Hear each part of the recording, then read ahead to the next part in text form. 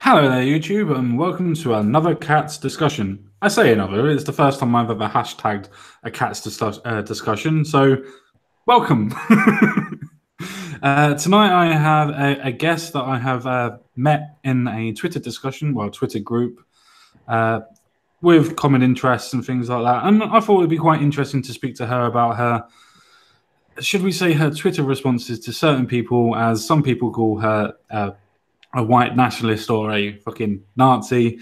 Um, I've spoken to her a couple of times. She doesn't seem to be a white nationalist or a Nazi, but she could be trolling me. I'm not 100% sure. So I present, so to speak, like I'm a fucking scientist. Here's my discovery. Um, Miss BTK, how are you doing tonight? One Kayla caught in the wild, trolling the leftists. I'm doing all right. I'm doing pretty good. No? Um, Good to know. Good to know. I am definitely not a national socialist, because I'm not a socialist. I'm not a white nationalist.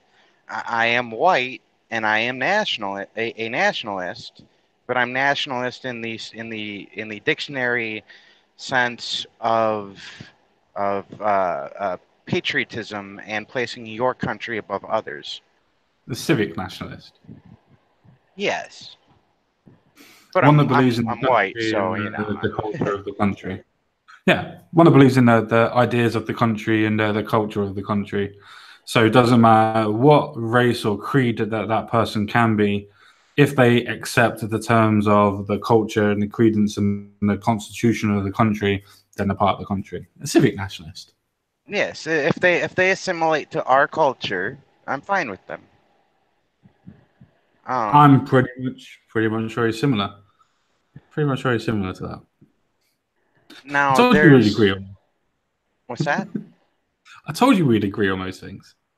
And now there's a let me find it real quick. I just grabbed it last night. There's a picture floating around that says, this is Nahir. Nahir was born in Germany. Germany. Nahir is German, and Hmm. it's a picture of a Muslim woman in the full towel regalia and all that good stuff. Yep. And then right under it, it says, "This is Fluffy. Fluffy was born in a stable. Fluffy is a horse," and it's a picture of a mouse. Okay. So the logic behind that is, if you're just because you're born in Germany, if you're walking around wearing a burqa and screaming about non-German cultural things that you want to see implemented, you're not a German. True. No, I have to absolutely completely agree with that. I know a kind of actual white nationalists, and when you actually try to explain certain situations like that to them, they still say, well, it doesn't matter, even if they were assimilated to the culture, their race would determine that they're not that way. I don't see it that way personally. I see it more of a cultural acceptance. It's Yeah, the same I would thing. I would have to split the lines there, and I kind of halfway agree with both. Mm, My belief as far as like assimilation and immigration and it's generational. It takes more than one generation to fully um, you know be culturalized. If you're culturalized in another country, it doesn't matter really, unless you come over at a very young age. It doesn't really matter how long you're in the country. You're still going to have viewpoints and cultural beliefs from that country. Now, obviously, that's a generalization, and all generalizations, other than the one I'm making right now about generalizations, are a lie. Um, but I think, like, as far as immigration, it first um, first generation immigrants shouldn't be allowed to vote. I'd even go so far as to say second generation immigrants shouldn't be allowed to vote.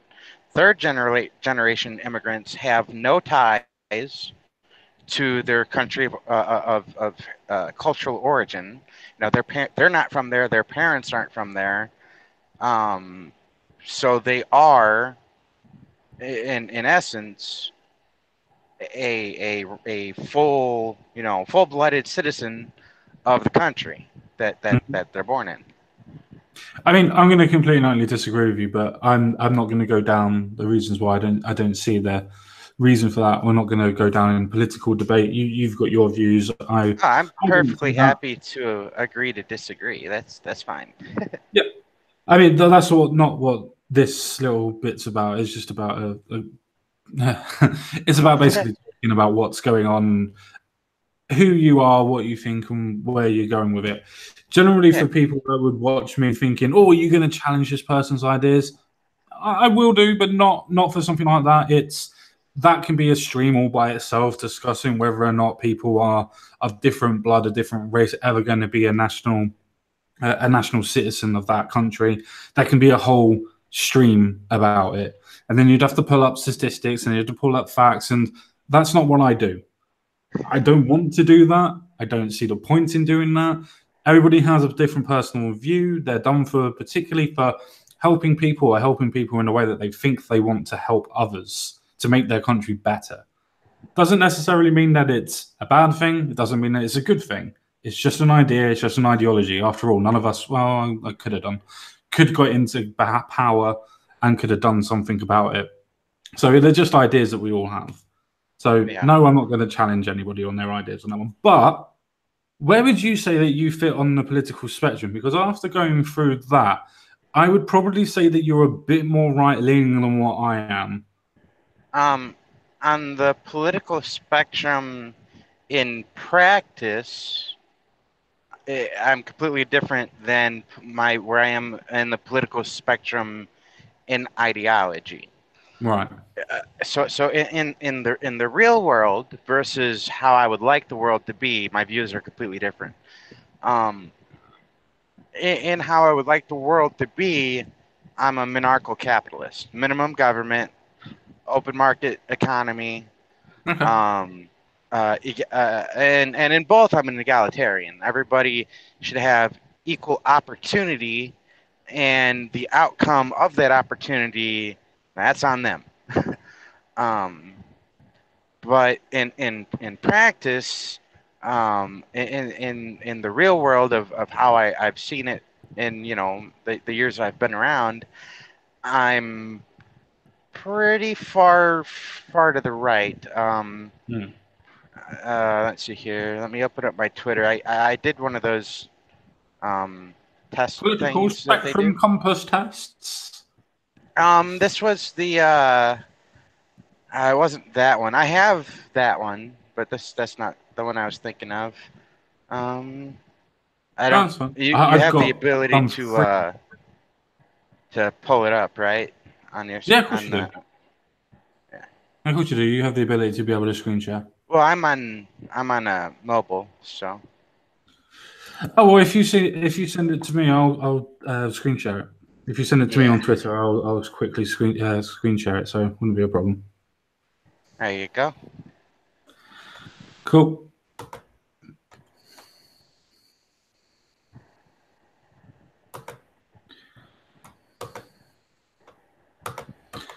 Open a new tab because we don't want to talk. We don't want to show our discussions, do we? We don't want the world knowing what we talk about.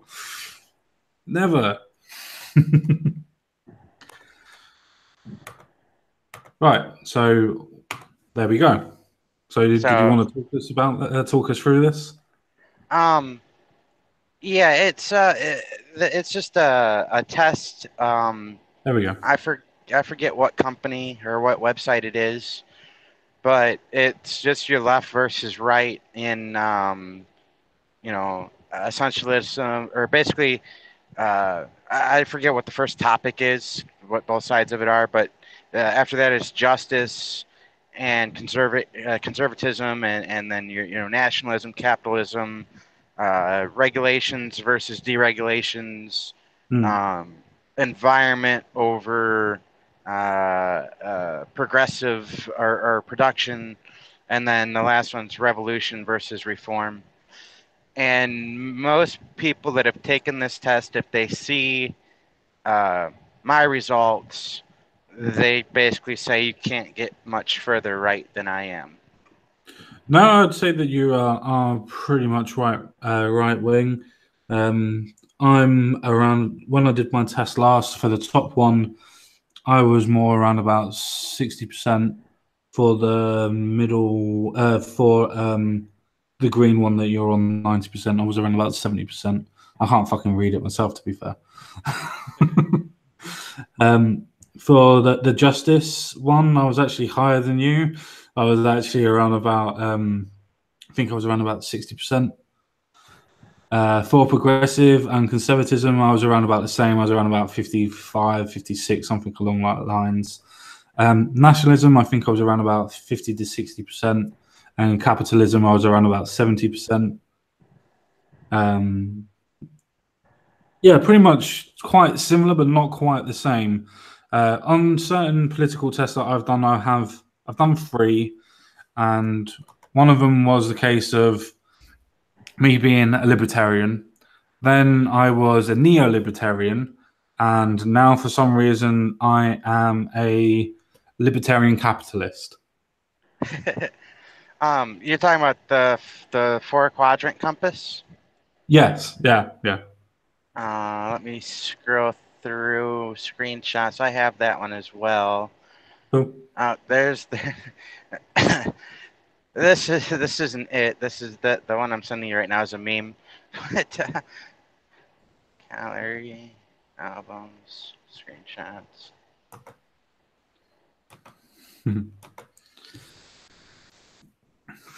I have to say, I do on your Twitter page, and why I'm actually having a look at this message. Everybody should go and have a look at FreeBTK as her Twitter page, and actually have a look at her banner for her Twitter page.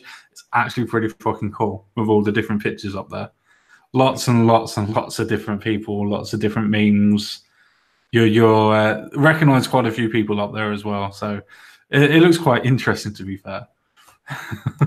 Yeah, I used to follow the guy that made it. I don't know. I can't remember his account. It's Andrew, Andrew something, I think. Throw them from helicopters. Pilots are helicopters. Build the helicopters boarding now. Interesting.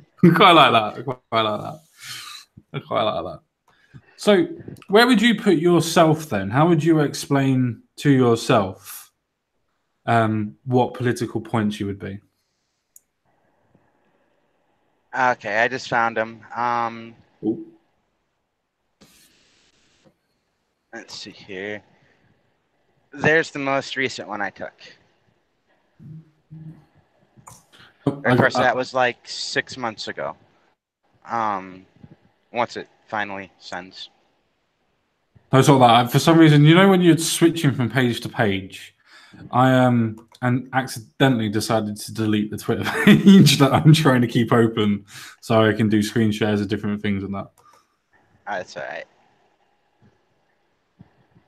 And you're a bit higher up on the authoritarian side than what I am, but that's about it. I'm Yeah, around about the same level of right as you. yeah. In like it's been like 6 months since I've taken the test, and I know they upgrade or update the questions on occasion. Yeah, on occasion. It's not particularly great. But Right. There we yeah, go. Present I'm verbal.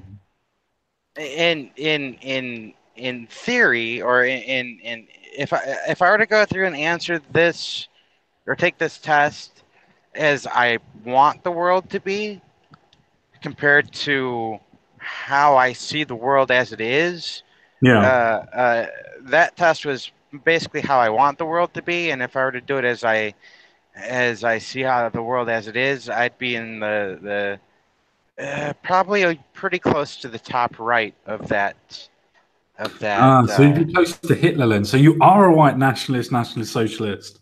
No, no, no. I'm not a socialist, and I'm not a white nationalist. Um, there's actually a post since you mentioned my Twitter, there was a post I did last night that's probably going to get my account terminated if the left ever finds it. Uh-oh. Um, I'm not sure if we can show it on our channel.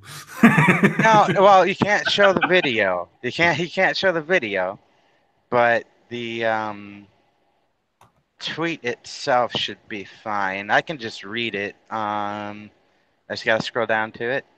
Sure.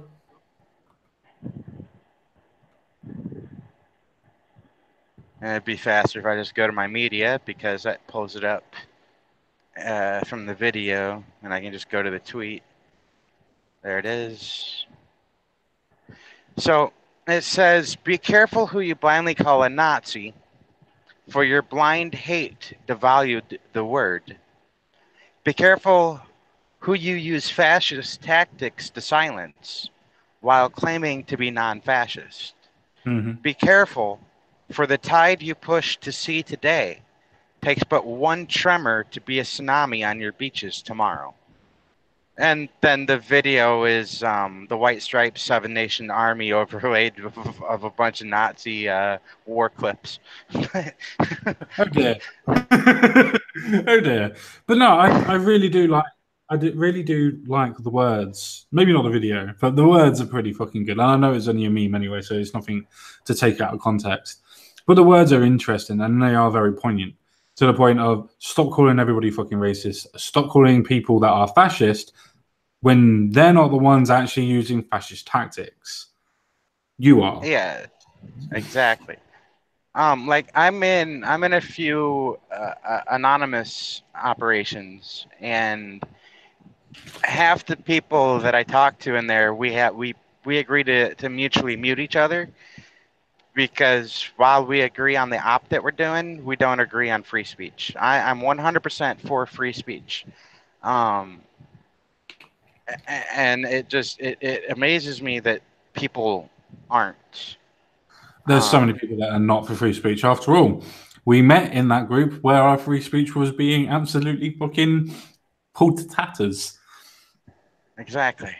I am not authoritarian, so why are you kicking everybody? I am not authoritarian. Kick. I do not believe that what I believe has any more weight than what anybody else's believes on whether or not you should be in here. But I'm going to kick you, regardless of what anybody else Mm-hmm. says. But yes, Salman Rushdie said, "What is freedom of expression? Without the freedom to offend, it ceases to exist." Exactly. Um, Anna Quindlen said, "Free Completely agree with speech." that. Yeah, Anna Quindlen said, "Ignorant free speech often works against the speaker. This is one of the several reasons why it must be given rein instead of oppressed." And then Noam Chomsky said, "If we do not believe in freedom of speech for those we despise, we do not believe in it at all." That I completely not agree with. That's the reason why I always give people that I disagree with, no matter how far I disagree with them, a platform to be able to talk about the differences. Because the ideas themselves may be repugnant to me, but that might be because I'm blinded by ideology. Where in itself, there are certain things that, yes, we can all agree on are stupid and sad. Nobody should kill anybody for their race, their beliefs, or whatever.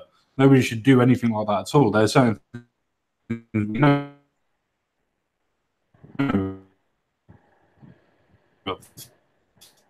but it doesn't have. They need to because we can find mutual ground. We can find common ground on it. If we can find common ground, then we can go ahead and change something. Yeah. I think we all miss that. A lot of us all get bogged down in the ideas of my ideology is superior to yours and vice versa and whatever. To the point of today, we've been talking about what part of the political spectrum are you? Where do you hail on this infinite rainbow of fuckery? Basically, it doesn't really matter. It matters about ideas and ideology. It doesn't matter about ideology. It matters about the ideas you have. Well, And I think that's that's where people miss up. yeah, and that's one of the things I keep trying to explain to the various people in groups that I'm in. Um, it's okay. So I said I'm in several anonymous groups, and everybody knows what anonymous is. Um, The groups I'm in, we hunt down pedophiles. We put one in an American from California who was dual citizen of the U.S. and the Philippines. We put him in jail Mm. for raping kids in the Philippines. It took like 6 months to finally get him, but we got him back in June. Yeah. Um, so that's our mission.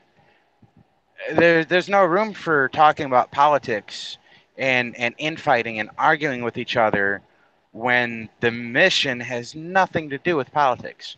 No. Our goal isn't to impeach Trump. Our goal is to put a pervert behind bars. Yes.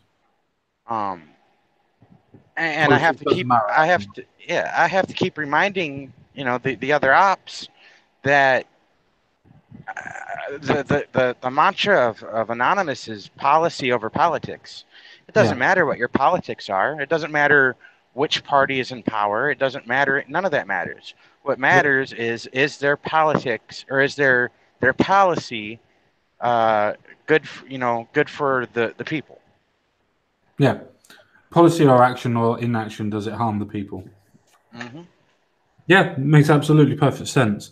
So now we kind of moved on to number two, which is on the agenda, which is how you would engage with other people and so on and so forth.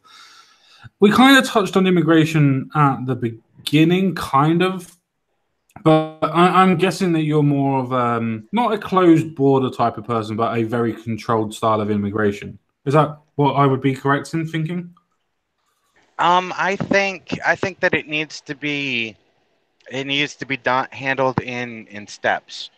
Um, it would be nice if or okay. Here's what I personally believe, and these are just my beliefs. I believe that for the United States, which is the country I'm in, all immigration should be stopped for 5 years. No immigration whatsoever. After that 5 years passes, if we have taken care of our homeless problem, taking care of our basically take 5 years of isolationism, but not really isolationism, because we still have free trade with other countries. Just no immigration. Fair Just take enough. take a break of bringing the rest of the world's problems to our country and focus on our country's problems.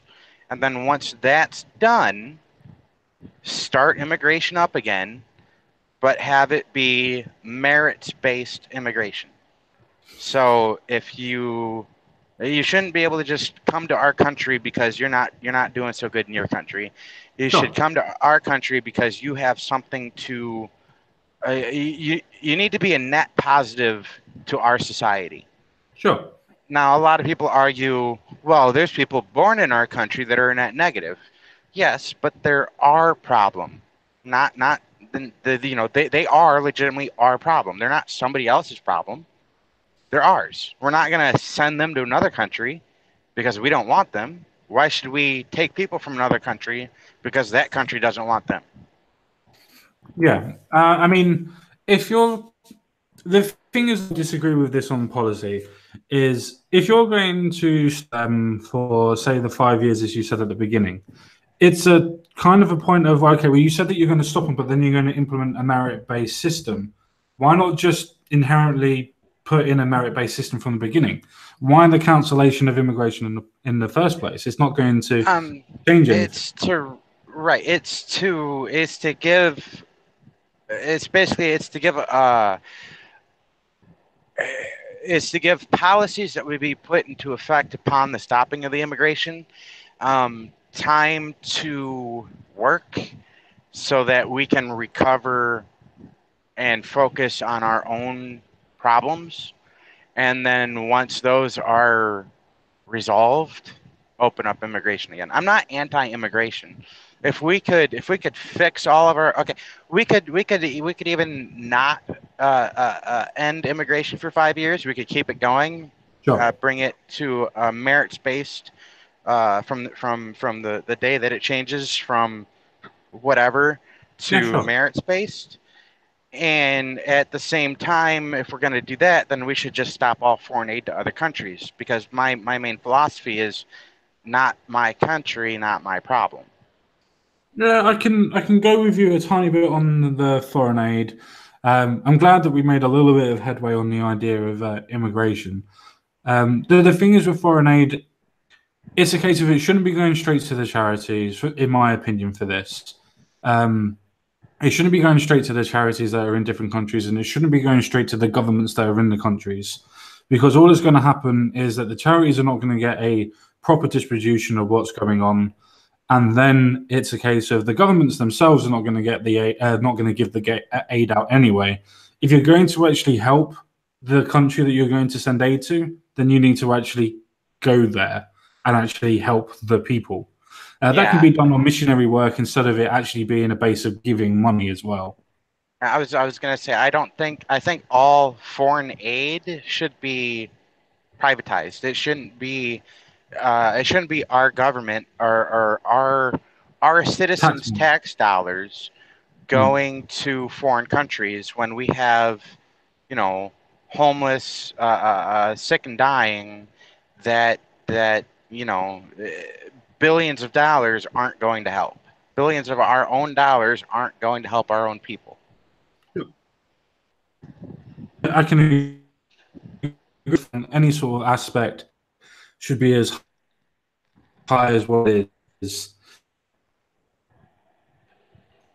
Forms of sound like a leftist. Forms of homelessness and not country, then your own country first. The saying charity begins at home untrue. Because if you can't look after yourself, how the fuck can you look after somebody else? Yes. And I also think that our welfare system needs an entire reform, because there's so many people that view it as something to live off of, when its intent is something to help you get to a place where you can support yourself. So, I mean, am I still here? You're still here, mate, yeah? Okay. Okay. Yeah. There's so many people that abuse the welfare system that we already have, that it all needs reform. Our immigration needs reform. Our foreign aid needs reform. Our domestic aid needs reform.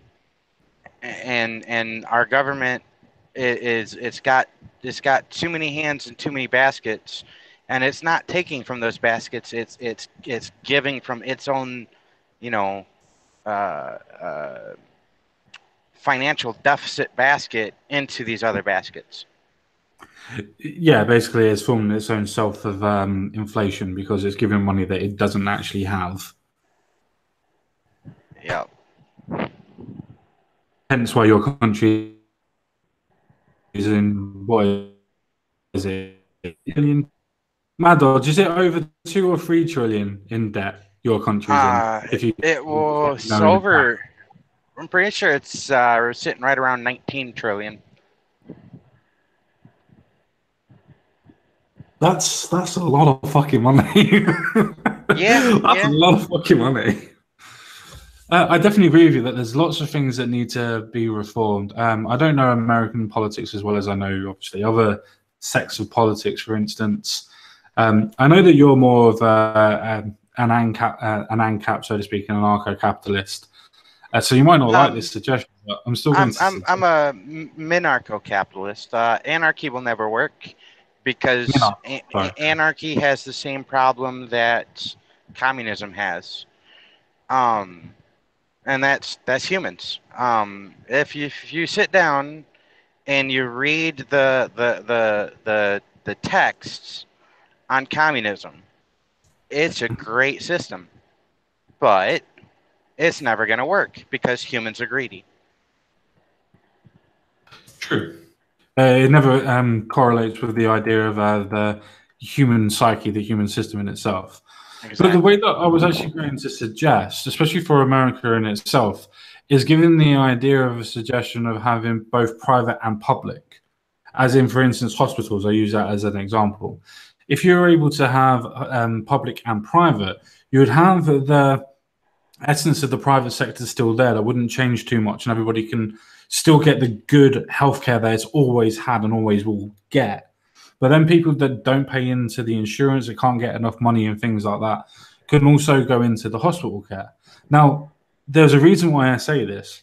The reason why is because if you have both systems operating properly at the same time, you have competition between both sections, both ideas, both the public and the private sector. So you have the competition. Both sectors are going to exceptionally get better. So it's actually helping both systems. But if you have one system, one inherently gets fat off of money and bureaucracy, where, as we all know, competition makes everything a lot better. Um, I'm actually for a split system like that, under the condition that those that opt to go the private route don't get taxed for the public route, Yeah. Yeah, that makes which sense. which makes sense until you apply it. Because once you apply it, you realize that most of the people that are going to go for the public route can't afford to pay for the public route through their taxes, and it's going to crash. Like if Yeah. take healthcare for instance, state provided healthcare, at least currently, is only available to low income and disabled, which most disabled are also low income. If every able-bodied working individual goes private and opts out of the public, thereby opting out of paying for the public, then the only people using the public are the low income who can't afford to be taxed at a rate high enough to keep it sustainable. Yeah. But there's a way around that system, though. For people that are going to go into the private sector, for instance, and use private hospitals, if you have proof that you are paying for a public liability insurance or a public insurance, as you would do, or healthcare insurance, then you automatically get um, detracted from paying your taxes. Where if you don't provide you having a private healthcare system, then you pay the tax. And then that way you have to either go into the actual private itself, which could be supplemented anyway, especially with the idea of them paying a form of corporate tax themselves. That way it can come from the actual hospitals themselves, the private hospitals. That way they can pay a proportion of tax to supplement the actual hospital itself, the private hospital, public hospital, sorry. So They that would way you have can split. they would have to change quite a bit, at least in the U.S., because Yeah. most most private and well, there's very few quote unquote public hospitals in the U.S. are all mostly considered privately owned. Yeah. Uh, but they're also most of them tax exempt. Your so Yeah. I your think they should be clinics, done. yeah, your clinics pay taxes, but your hospitals themselves, most of them are tax exempt, so they're not paying taxes. So if you're doing privatized health insurance and not relying on government aid and going to a private, hospital that's not paying taxes because it's tax exempt, Hmm. your the public healthcare system would still crash. Sure. I think in a way, I mean, I don't know if you can see the chat, but by on the actual live stream itself, we have a person called Ain't Jack, who's a regular on my channel. Actually, to be fair, he comes on Yeah, very I often. see him. Yeah, he's made a very good point. South Korea got a split system like that, but are all taxed for the public one, but not much because they are charged on a sliding scale and everyone pays. You got some good public hospitals that are its shoes. No one gets to use a public hospital for free. Fees are a lot like the sliding scale local clinics charge here in the state of GA. Would something like that work? Let's see. So even if you're on a privatized scale, you're still paying taxes to a system that you're not using for the public people. No, what he's saying that everybody is taxed for it, But Right, if but you're you taxed less, but you're still no, you being have to taxed pay even though you're less. not using No, it. no, no, no. He's saying that you have to pay less at points of entry. So, say for instance, you're a poor family, but you still pay your tax, then you don't actually have to pay that much. It's all done on a means basis. So, say you earn something like, I don't know, 12 grand a year, then you don't have to pay much for your hospital. Say something like 100 quid for the bill of getting an operation. Say for instance, I'm guessing, but say for instance. But if you're rich and you earn over 100 grand, then you've got to pay for the full amount of the actual operation or whatever the procedure. I can see how that would work, but as an egalitarian, I would have to say I don't like it because I don't believe in charging the same person a different amount just because they have a different income. No, I can see where you're coming from. I'm an egalitarian myself, or at least I try like to try and provide myself or push myself as being one. But what's more egalitarian than being able to actually say to somebody, right, you both have to pay 110 grand for this operation, but you earn slightly more, so you actually have to pay for the full amount. But because you actually best, and so we don't exclude you, because that person's actually paying more into the system, you can still get the same operation. So that's somebody else paying more into the system, so that But somebody that's else how is tax paying less works. into the system But that's how tax can. works. Well, That's how tax works. we need a complete tax reform, and like I said, our our social our welfare systems, which healthcare falls under the welfare system because it's a state aid or a government aided program. Hmm. It needs to be entirely reformed. I don't I see this is where a lot of people start calling me a Nazi. If you can't pay for the operation, I'm sorry, but you either find a local homegrown charity to help cover it, or you're out of luck. Yeah, see, I can't do that as an egalitarian because I'm not so much as a capitalist where I think everybody should physically pay their way, as in the fact of if you only earn 13 grand, there's no way in hell that you'd be able to pay for a 50 or 70 grand operation on your arm because you've broken it at work. That's the reason why you have work insurance and liability insurance at work and blah blah blah. Well, The, yeah, I the, don't have a. That's you're still paying into your insurance. yeah, I which have is no still problem with personal. insurance. I have a problem with people paying different amounts for different things. But you can take the Eh, idea of that insurance and then you can put it onto the idea of tax and the idea of somebody paying their full amount because of their means testing and then putting it back to somebody who's not as capable to pay their means. It still works in practice if you think in the idea of insurance. Nobody's ever going to be able to put 100 grand into their insurance, but yet because you paid into it, you get the insurance. right, but my argument isn't against people having the access to insurance that they pay into. Nor's mine. Nor's mine. Mine is transmuting the idea of insurance into the idea of a tax or a means basis when it comes to paying directly at the hospital at a point of interest. But my argument is if you can afford to pay for it all by yourself, you shouldn't be taxed for others to pay for it. No, but Like that's if that's what I'm trying to suggest. The way of actually paying it physically, there's a full tax that you have to pay. Say it's something like I don't know, 200 quid a week, a year, or 400 quid a year for the national insurance, which is around ours. I think it's around 380, something like that. Which means we get 3 point of interest. But what it can do is if you give the same amount of insurance for everybody to pay that comes out of their wages anyway, then for people that earn over a certain amount, instead of just paying that tax, they have to pay the extra amount into the hospital to help the hospital. So that way they can supplement the people that can't pay for the operation in the hospital or the upkeep of it. So you have two systems being used. yeah, I'm gonna have to agree to disagree on that one Yeah, because that's fine. I don't think that if you're paying if you're paying tax for the health care, then you shouldn't have to pay for health care. Or if you do, then it should be, prorated equally regardless of income.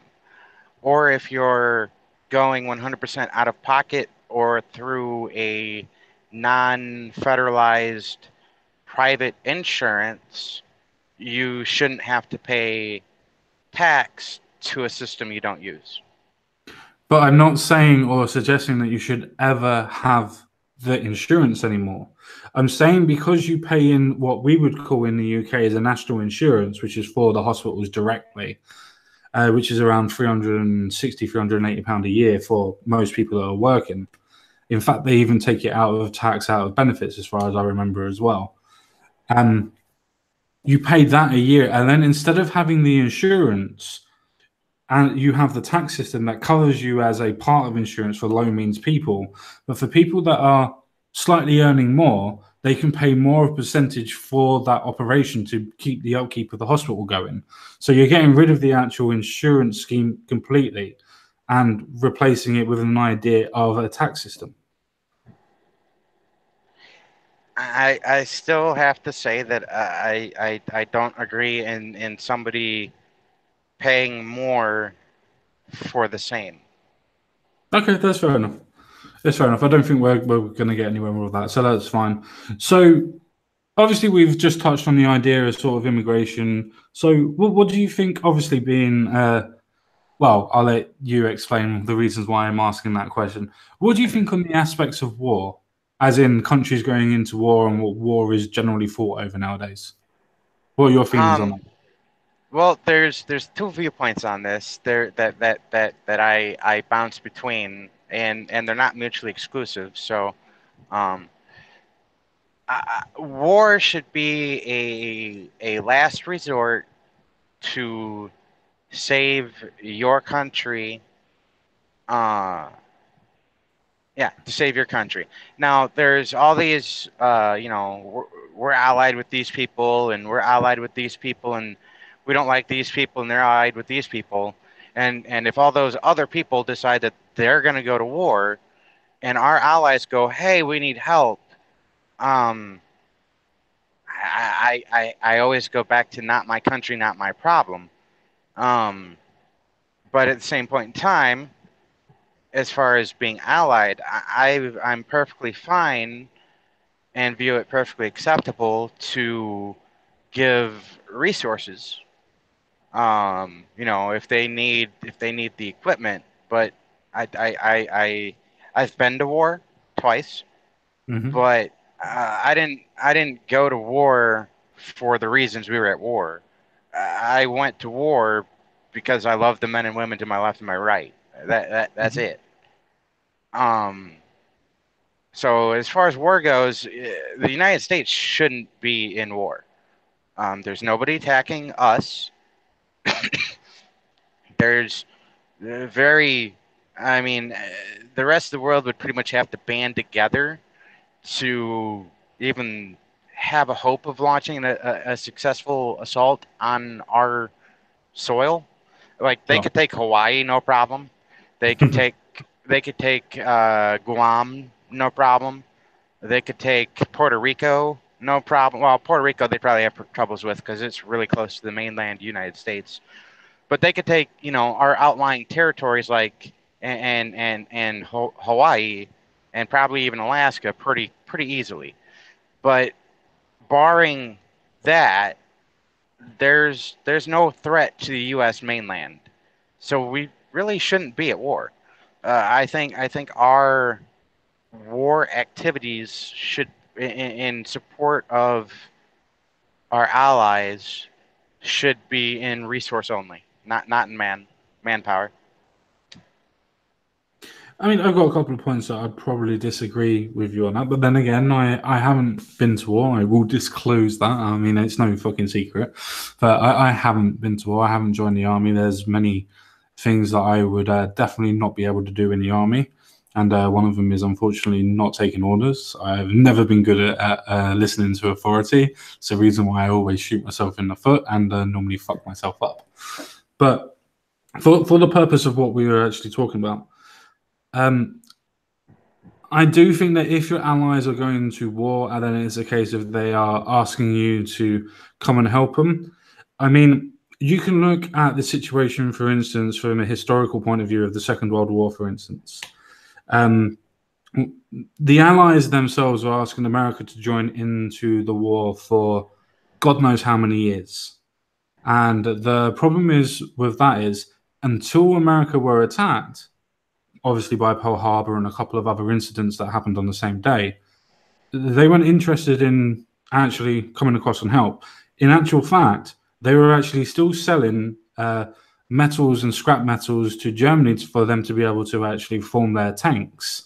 Now, I Yeah, say I scrap would metal because it I would wasn't cheap disagree metal. with that activity. I would say if your allies are at war, you probably shouldn't be continuing business practices with the people that you're not allied with that are fighting your allies.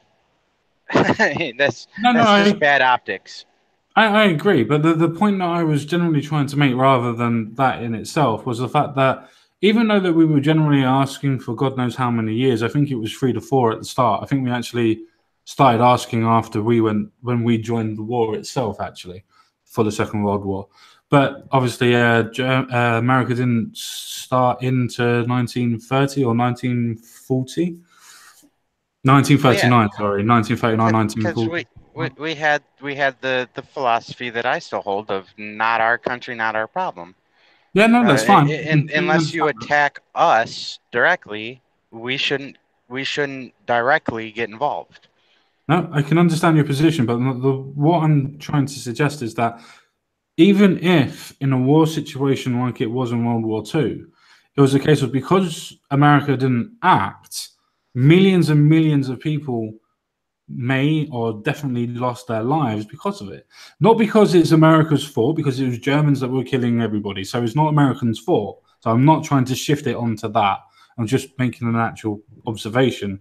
But because America got attacked, it only took around about 3 years for the war to actually stop because America joined in and actually able to use their massive amount of numbers, a massive amount of machinery, and help completely and utterly destroy the Germans as it was, as well as the Russians on the Eastern Front, so to speak. Yeah, and my argument would still be though that the war could have gone on for another 20 years, and millions more could have died, and as long as they didn't attack us, we shouldn't have gotten involved. Okay, It's so not what would our people, not our problem. sure, okay. What would happen that instead of Germany themselves deciding that they were going to attack Europe, why wouldn't they make a correlation or a coalition, sorry, and be able to just attack America by themselves? Would you expect Europe to be able to come and help you, or would you expect it just to be an American problem? I would expect it to be an American problem. I wouldn't expect other countries. We're not their people. We're not their problem. If there are allies and we're running low on resources, which I mean, is not likely to happen considering the vast size of the United States.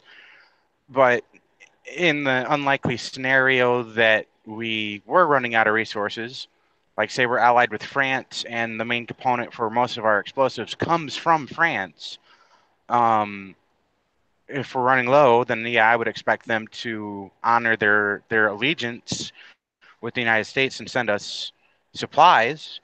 But even on that angle, I would argue that if it's too dangerous that they're putting their own people at risk to do the shipping, then the United States should be sending its military to France to get the materials and bring it back, because not their people, not their problem. They shouldn't put their own lives at risk to help us.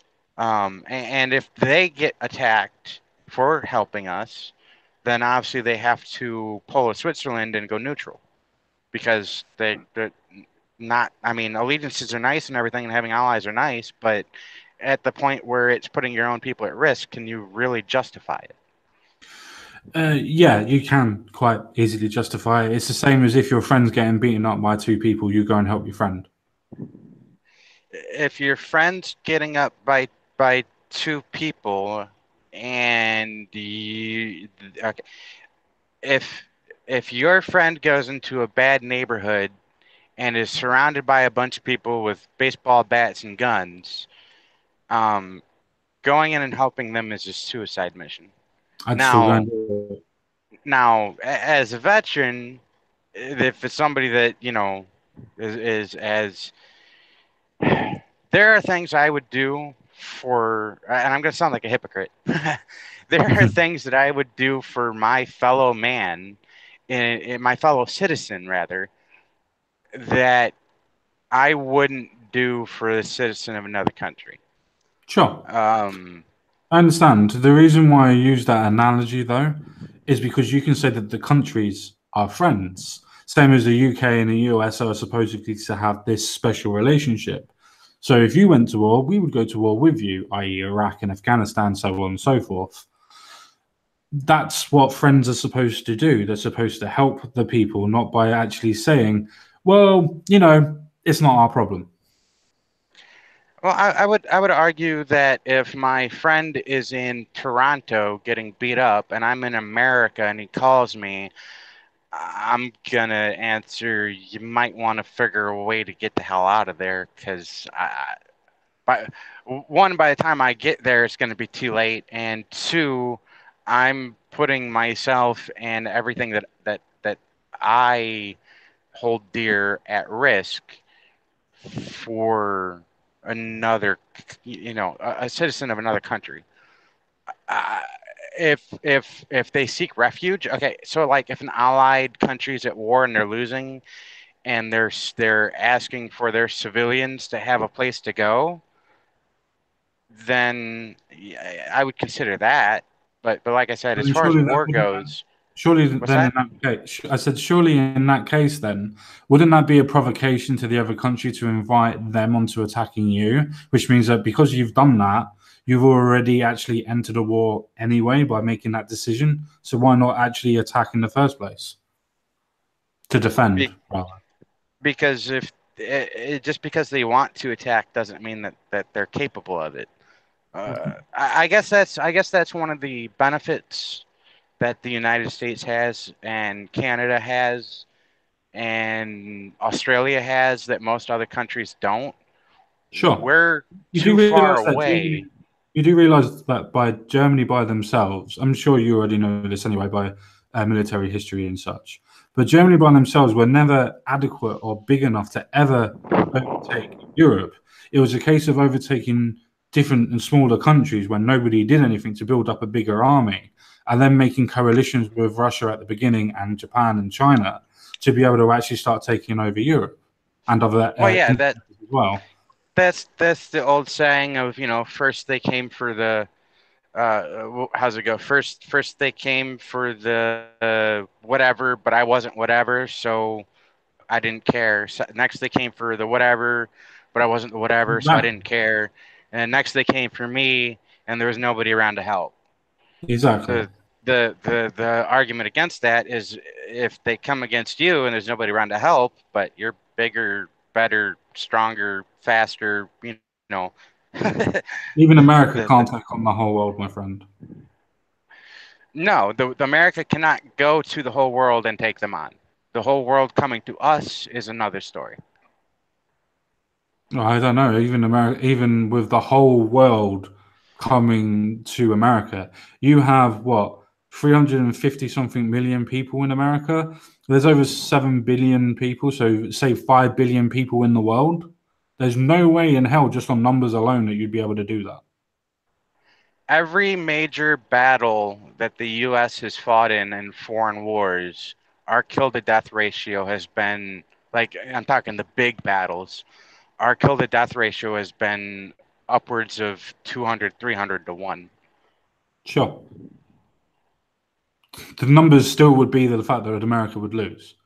I'm not trying to say that it would be an easy fight.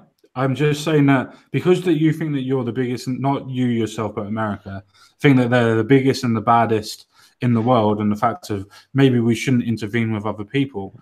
There are some fights you need to intervene in, for instance. But for going to places like Yemen, Syria, Iraq, Afghanistan, Probably not. Probably shouldn't go into. But if there's world wars, yes, by golly, you should help your fucking allies. Well, I'm all for helping them with supplies and resources, but as I said, they have to get here first, and we have the means to sink any ship that comes, and we have the means to blow aircraft out of the sky that comes. You know, we have the most advanced radar, the most advanced targeting of any nation in the world. Hmm.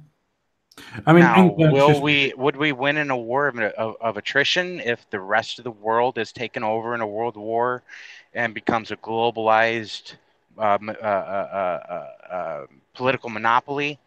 You know, like a one world government, and then there's the U.S. Could we win a war of attrition where they're sending ships and planes and stuff daily? Probably for many years, but eventually, I mean, nobody can win can wage war forever. Um, They don't need to. The thing is, all they need to do is just destroy the middle of America and destroy your crop belt. As soon as they've done the corn belt, that's it. You've got no food coming in or out. but they have to get to the middle of the United States first. Yeah, there's planes, missiles. There's so much. You can go through the middle of Canada, for instance, and then cut straight down from Canada. You can Well, go I mean, up if through there's a Mexico. war going on, if there's a war going on in Canada or Mexico, then the United States is going to be taking those over. Uh, Well, if that's you've got the rest of the world behind it, how are you going to be able to do that? because again, they have to get to Canada and Canada and Mexico Mexico, not to America. provide right, but they have to get there to provide resources Which means that or you'll to be fighting provide a proxy backup. war on Canada, which means you would be joining Canada to take over to defend yourself. Well, there's okay. That's slightly different than going to Europe, or Asia or the Middle East because those are in physical contact with our country, and therefore the defense of them is to our immediate national defense. Sure, but it's still the point that I'm trying to say that because it's a immediate effect to your national defense, you would, by proxy, annex Canada and Mexico to take over them to defend yourself, which means that you would ally yourselves to defend it yourself. Well, it's not really allied if they become part of us, but No, yeah. it's more of an authoritarian push, but I am trying to say that you are forcefully becoming allies. Friends with benefits. It's a possibility, yeah. It's definitely a possibility. But no, all I'm trying to suggest that with the idea of war, isn't it better to be proactive and not wait for the fight to come to you? Wouldn't it be better to take the fight to them instead? Because if they're going to take over Europe or if they're going to attack Europe, for instance, then wouldn't it be a good idea to stop them from before they can attack America after they've taken over, if they ever did? Well, if we were to argue under those principles, then the United States should have declared war as soon as the EU was formed. Because maybe other people don't see it the way I see it. The world came together to tell Hitler no, and then well, EU was formed in what 2001, 2002, Well, NATO. the European Union. European Union was officially formed in oh fuck me. European Commission was formed in 1965. Then it was put together as a commission again in 1970. Then it was made into a trading bloc in the 1985, 1986. Then the official European Union, when it actually was starting to become political, started in 95, 96, and then officially was made commission in 1999, 2000. So yeah, so between 95 and 2000, when it was becoming officialized, um, the United States should have been at war at that time, because like I said, a lot of people don't see it probably the way I see it, but the world came together to tell Hitler no in the 30s and the 40s, and then because he was using the sword instead of the pen, and then over the next 60 years, people with pens uh, have effectively done what he was trying to do as far as making Europe. Uh, I mean, you can't really say that the European Union makes Europe one country, but when you have a council or a commission that tells you you have to take in these immigrants and you have to do this and you have to do that, that's the EU, in my opinion, has basically done what Hitler was trying to do, only without using a sword. They used a pen. No, I agree. I agree with you that the EU itself is absolutely fucking criminal. I agree with you. But that doesn't stop the fact of they are my allies, and if they decided to go to war, then it's a case of I would still go to war with them because they're my allies. Because they are there to protect me and I'm there to protect them. Well, with the EU mandated immigration to the UK, and the rise in crime and I the agree. rise in They're rape and everything, considering. I can't really agree that they're there to protect you. No, I completely and utterly understand, but I'm not doing it for the idea of the European superstate. I'm doing it for the people that are in that country, the Polish people. I'm doing it for the French people. I'm doing it for the Spanish people.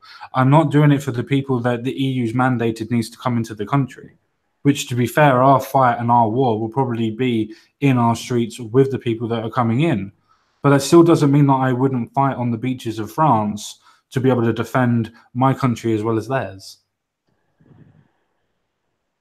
Yeah. Well, like I said, if I were to live in Europe where the threat is close, you can Germany, for instance, if you're on a train for 6 hours in any direction, you are out of Germany. I Yeah, mean, sure. you're in another country. Yeah. In the United States, you get on a train for 6 hours and you haven't left your state yet in most of the states. But that's the same thing for Africa, though. Africa dwarfs America by about the size of, I think it's about seven. I think it's 7 times the size of America, Africa. If we're just going on sheer size, then wouldn't Africa be the best place to be able to defend ourselves then? If you were to take over Africa, yeah, Yes, but what Africa is mostly uninhabitable. Like, yes, it's vast in size, but you're not gonna grow crops in the Sierra Desert. I mean, without a lot of engineering resources, time, and construction to make you'll be not to surprised. Africa actually produces quite a lot of material and quite a lot of farming, especially considering that 3 quarters of Africa is actually fertile enough to actually crop on, especially areas that are South Africa, for instance, which is 3 to 4 times the size of the United Kingdom as a whole, and that's just yeah. one part of it. But if you were to take the okay, so even the parts of Africa that aren't inhabitable, readily inhabitable, they're resource rich. But if you were to take just the inhabitable areas, you take the scale of seven and you bring it down to nowhere near as big. And again, you'd have to How much of invade. America do you reckon is herbable or agricultural enough to be able to actually produce? There's a reason why you have a corn belt. Um, it's called the corn. There is um four, five areas of the country that aren't uh inhabitable sustainably. You have the desert on the to the west of the Rockies, um, which parts of Texas. Okay, so the west and south of the Rockies. So parts of Texas, like Texas. When people think of Texas, they think of high heat and sand and rocks and mountains. No, Texas But is quite nice. yeah, that's less than a third of Texas that's that way. Hmm. You get West Texas. Okay, so the states that would suck to live in If you had no import export across state lines, would be Nevada, Arizona, New Mexico, um, Nevada, New Mexico, Arizona, Utah, and half of Montana. All the Can you other farm in places states. like Florida? What's that? Can you farm in places like Florida? Do you reckon with Oh all the yeah, Florida has quite a bit of Florida is agricultural. how much of Florida? Because it's not actually as much as you think it is. Because most of Uh, it's done in bushes and farms and bushes and marshes, as well as quite a lot of swamp area, and as well as forests. right.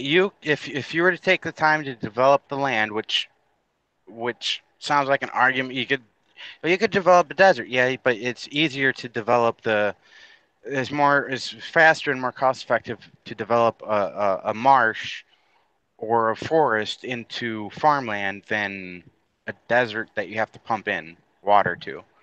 Um, Yeah, but Florida, if I'm not saying that you use the Sahara Desert because there's only one massive desert, which only takes up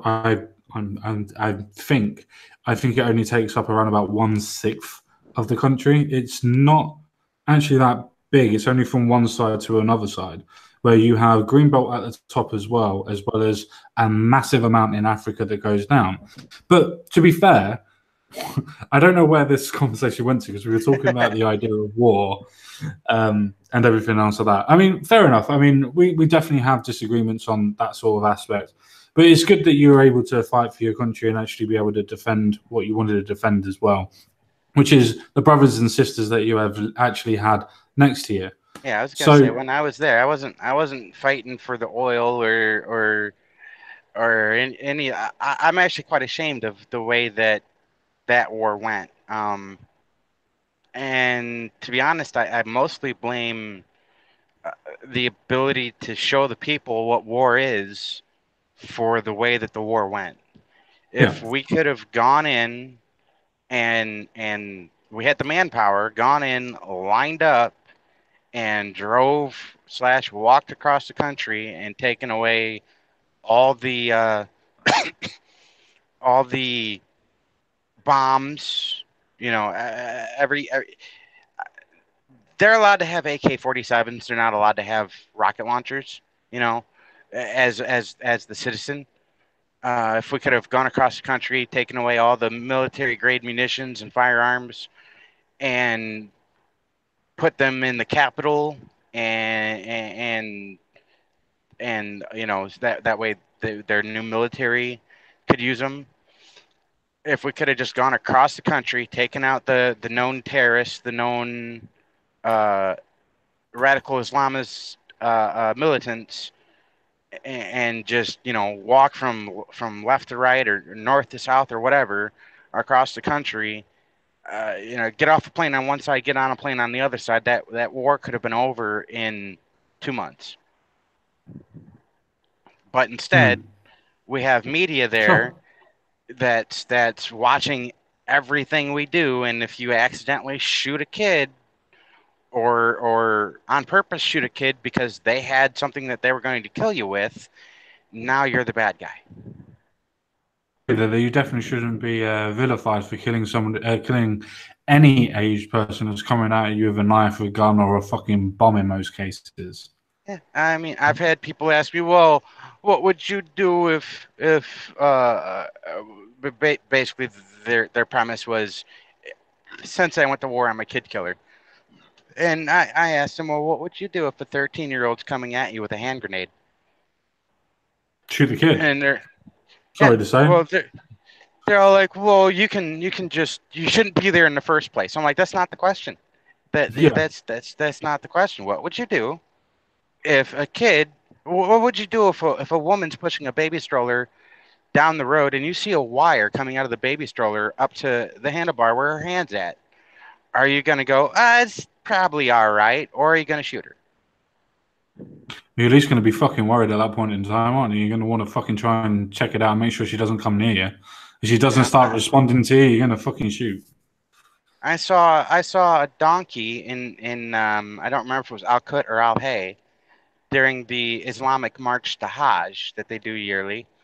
Mm. There was a donkey being walked through the market, and the donkey blew up.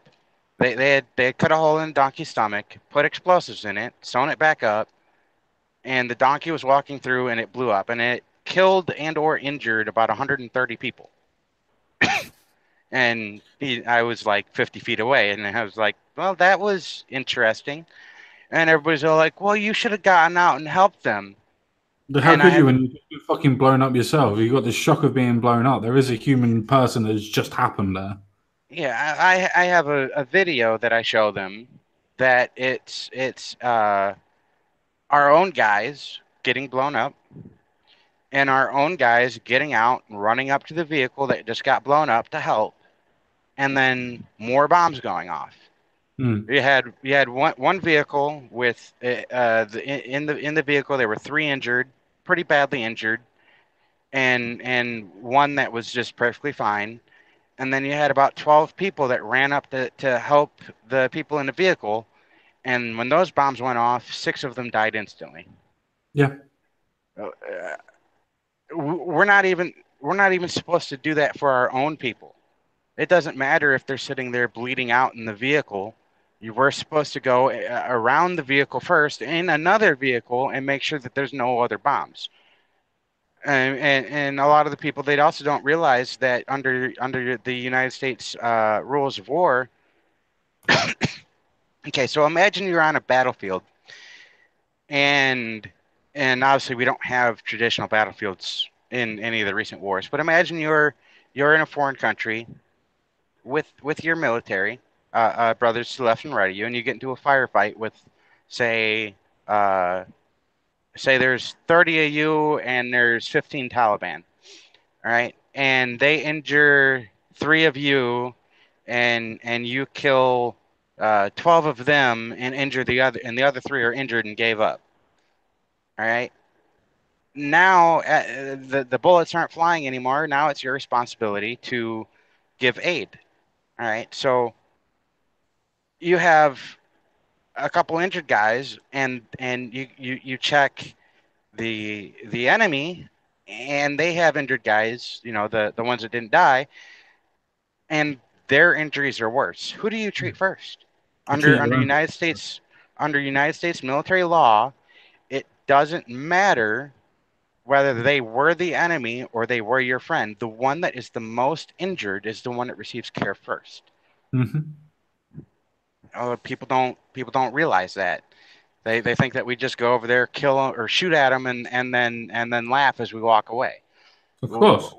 Those people are idiots, though, and luckily enough, those are not what we would normally classify as people that normally watch this one. We have a no, we haven't been there. We have a general idea that it's not black and white. It's definitely not black and white. The idea of war, and then that's not what my idea of asking you about war and your time in army was, because I didn't want to go down that road, because I think what the people in the army do is a hard enough job by itself, especially when you don't believe in the causes, whether it's political or not. It doesn't matter at that point. You're fucking stuck, and as you said, you're defending the person next to you, not your country at that point. Especially if Yeah, you disagree with what the country is doing, which most people that are in the idea of army or navy or air forces, they don't always agree with what's going on with the country. But it's the point of they have to do it anyway because that's their fucking job, unfortunately. And it's a case of you don't do it for your country, you're then doing it for the person next to you, which is an American citizen, an English citizen, whatever. That's the point of, unfortunately, the camaraderie ship that comes from war. yeah. But Like there's also I'm another not thing that comes. Go on. Go on. what? After Oh, you. I was gonna say I'm not against taking out Osama or what's his name? Who was the ruler of Iraq? Um, Saddam Hussein. I'm not against the idea of taking out Saddam Hussein. Hmm. I'm against the way that the war progressed because that mission was done. We went over there to Iraq. What was it? 2003 was the initial invasion, Yep. and we found him, and he was executed by 2004 or Yes. 2005. I think it only At took that you, point, it took you less than a year. yeah. Well, it took 3 months to have occupation of the country, 100% occupation, um, meaning that their military was defeated. Yeah, It wasn't their military, and in most cases, a lot of people don't realize this. In most cases, it wasn't even Iraqis that were killing us. Like the IEDs, the improvised explosive devices, and all yeah, that. Most of those were people that went, "We want to kill Americans, but America is too far away. Look, America is over here in Iraq." So yeah, what they went to Iraq to kill us. yeah. Most of the people that were, my job was uh, finding and disarming explosives, and when I wasn't doing that, my other job was doing analyzing intel, human, SIGINT, and geospatial engineering. Um, Most of the people that were on our most wanted lists weren't Iraqis. When somebody higher up should have, what should have happened is somebody higher up should have realized that and said, the people that are here to kill us aren't the people that we're here to defend. Yeah. Meaning they're not Iraqis, so we should have packed our bags and left. Yep. Completely agree. Completely Because at agree. that point, you're not fighting the war that you're you sold to Congress and the American people to go fight. Now you're fighting a war against people that don't like America, and you're doing it not in America, and that's not a war you can win. No. See, I was going to not skip past it because it's an important point, and that's why I wanted you to continue. But I was going to move on because war makes some people feel uncomfortable, and I'm one of those people. I would, if they called me today and said we need you on the battlefield tomorrow, I would say, where do I go? Right. Not, I mean, sure, I have, which is why I said in practice and in ideology, I'm two completely different people. Because in ideology, uh, not my people, not my problem. Yeah, yeah. In practice, My people, my they problem. can't do it themselves, Yeah, so maybe we should help. And in practice, if my people are involved, whether I want them to be or not, yeah. it just became my problem. Sure. I completely agree. And with that sense of camaraderie, I mean, I'm sure I'm not going to be giving anything away if I say this, but most people might be surprised to hear that you're an intersex woman. Yes, yes, you can't tell it by my voice. I know. I have such a, I have such a feminine voice. I agree. I'm really turned on. I might be a little bit gay though. uh, yes, yes, yes, I am. The way I always describe it is I don't have a pole or a hole, but I have tits and balls. So Tasty. they don't they don't do anything. The balls, they don't do anything because there's no way to stimulate them to do something. But yeah, you know. There's so many jokes that I want to go down, but I'm just going to gloss over that because the reason why I brought up the whole intersex thing is because of the sense of camaraderie that does come from the army and, in essence, the actual military services in itself. I can presume that there was some banter to begin with, but as you Oh quite yeah. rightly have said already before, that banter is what it is. It's banter, it's camaraderie. It's a case of you would die for your fellow army men and women. So it couldn't that bad. You cut out. What was that? I was saying that I don't think that it could be. I don't think it can be that bad the banter because obviously you're willing to put your life on the line for your comrades, so to speak, to use a communist term. Yeah. As I always say, there's no part of me that you can make fun of, that or lack of part of me that you can make fun of, that I haven't already made fun of myself. There's What's going there's to be? there's no words that are gonna kill me. So it Yeah, doesn't matter what you say. You can like a lot of people are like, well, what do I call you? Do I say he? Do I say she? My standard response is life is too short to care. yeah, I So got call that. me whatever you're comfortable with. It doesn't matter. Sure. That's absolutely fair enough. The reason why I brought it up wasn't to go anywhere near what people have done and things like that. It was to prove a point of saying that people that are intersex that actually have a genetic or biological determination of trying to decide if, well, not decide, but trying to prove whether they're male or female, what characteristics prove to them more.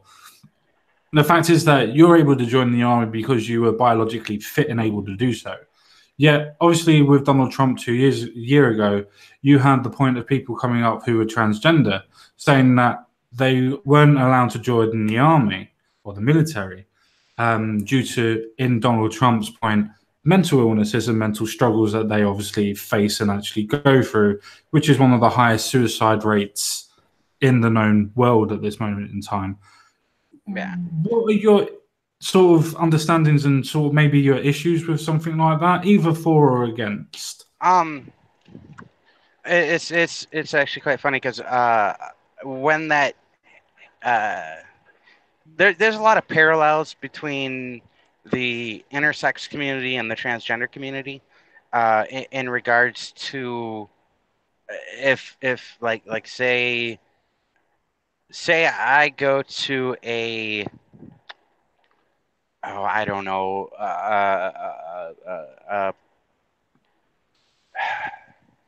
some female restrooms and like clubs and whatever are actually restrooms. There's like couches and makeup areas and everything else. If Sure. I go in there, nobody's going to say anything. If I go in there and I start talking, a couple heads are going to turn. Yeah. Um, so in that regard of a lot of intersex people, when we open our mouths, people think we're transgender. Um, but so I was at that time I was in a lot of transgender groups because the acceptance issue is pretty much equivalent on both. Yeah, I can Um, imagine. so I had a lot of people. They're like, "Well, you're a veteran, so what do you think about it?" And I wrote a whole long piece about it to several people. But the general premise is, if you are a transgender person and you are pre-op and haven't started hormones or anything like that, and you want to join the military, keep your mouth shut and do your job. It's not the military's responsibility to adjust itself to accommodate you. Hmm. If you join as a male, be a male, do your job. If you join as a female, be a female, do your job. When you're done and you get out, transition.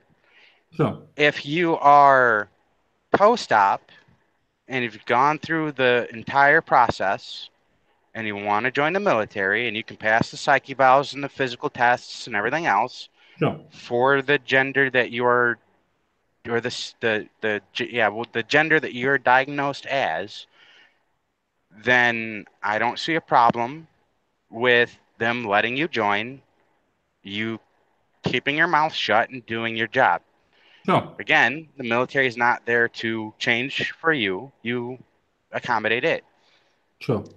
If you are a non-op and you want to be treated as the gender you identify as Hmm. while retaining the biological parts of the gender you were or the sex you were born as, Hmm. my answer is no. I'm with Trump on that one. No, because think about it. Uh, a lot of people say male to female or female to male. I Sure. disagree with that terminology because it's not. It's not. It's not. accurate. It's not etymologically correct. You can't change your sex. You No. can change the representation thereof, Yeah. but I your agree. sex is your sex. So I don't say M2F or F2M. I say M2W or W2M because you're not changing your sex. You're changing your. It's not male to female. It's man to woman. It's Yeah. not female to male. It's woman to man. Sure. Um, Now, if you are a man to woman non-op, meaning you have every intention of keeping your genitalia and staying sexually capable. Hmm. I'm sorry for your feelings, but there's no place for you in the military. The military does not the rates of rape and sexual assault and allegations thereof, whether they are accurate or false, are already way too high in the military. It's sickening because the people in uniform that you are serving with, they're your brothers and your sisters. You Yeah. don't you don't rape family. I mean, you don't rape anybody, but you especially don't rape family. No. Um, I'm not saying you can rape them as long as they're not family. No, that's not what I'm saying. uh, That feminist, that was a rape joke.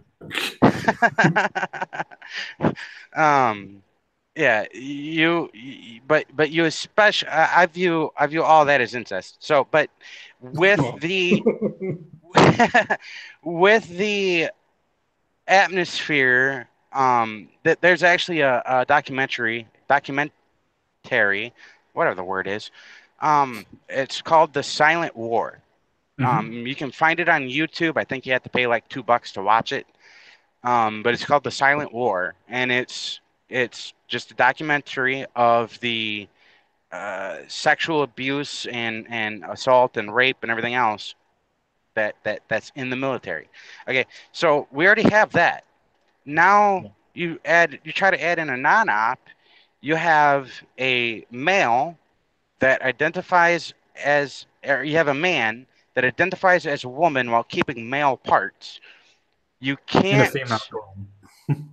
yeah, you can't put her in the male barracks because she's got boobs Mm. and identifies as female and blah blah blah. And you can't put You her in can't. the female block because she has a She's penis got and a has the penis, ability to get women pregnant. and yeah. So in the female, if even if she's only got one roommate, um, now you have a genetic female that's exposed to a penis that she doesn't want to be exposed to, during changing and everything else. Yep. Also, showers.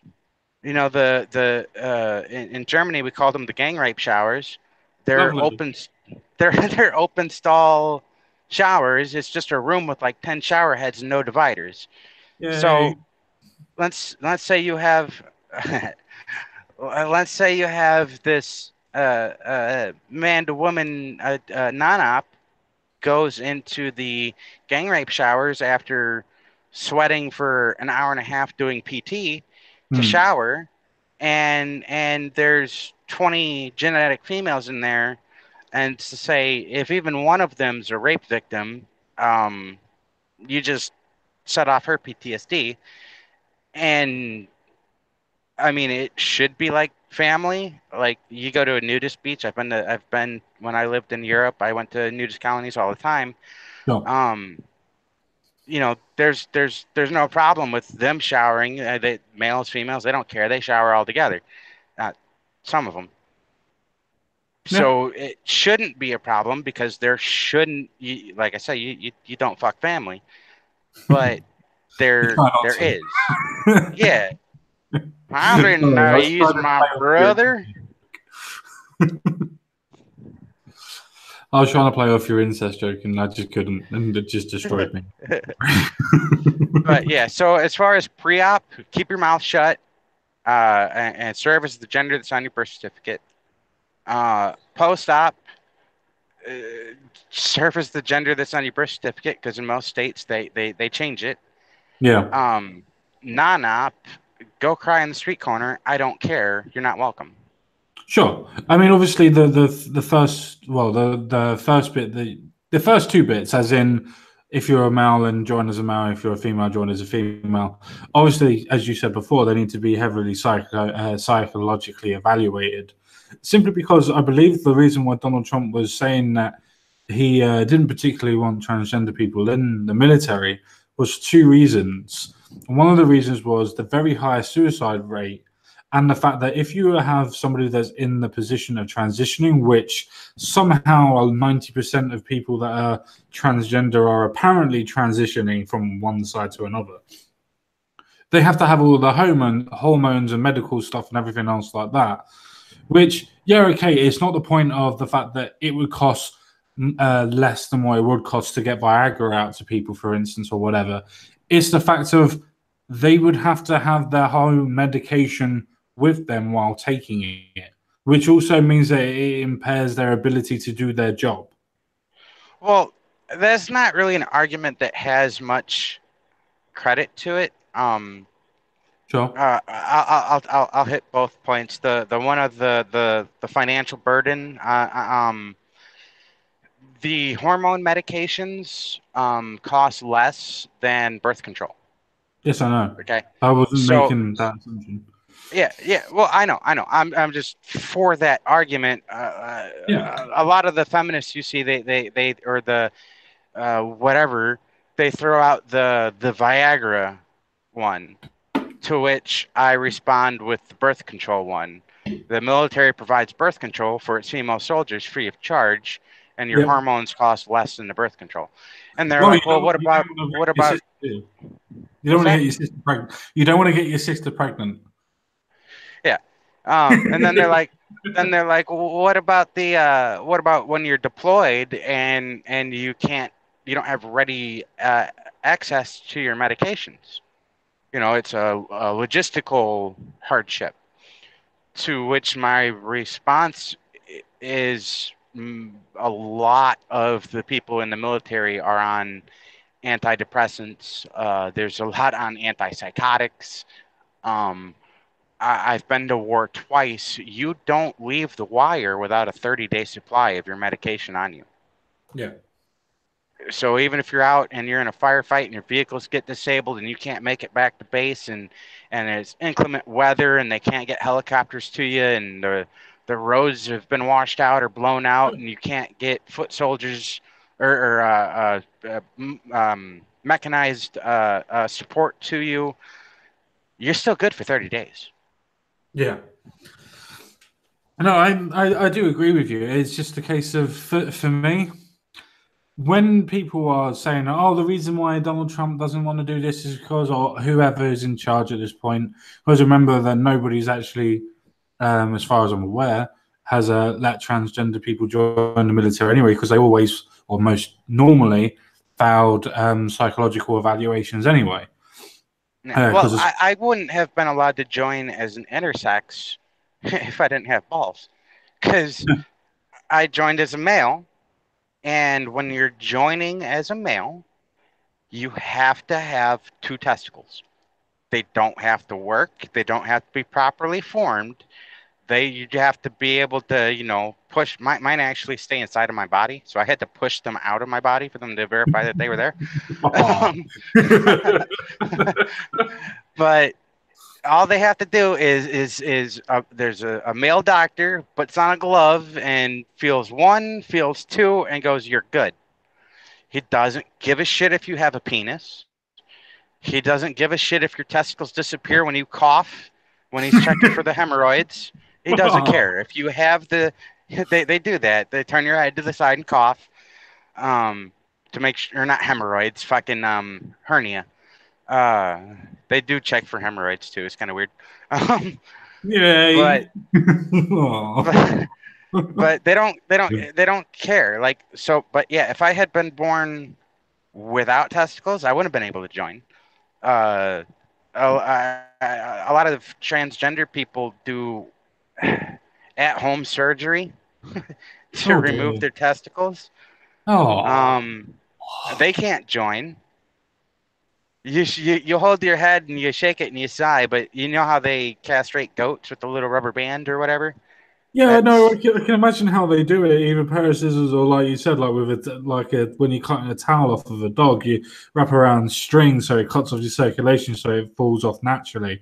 But fuck me, why would you ever want to do that to your bollocks? Like the pain in itself just must be fucking ridiculously high.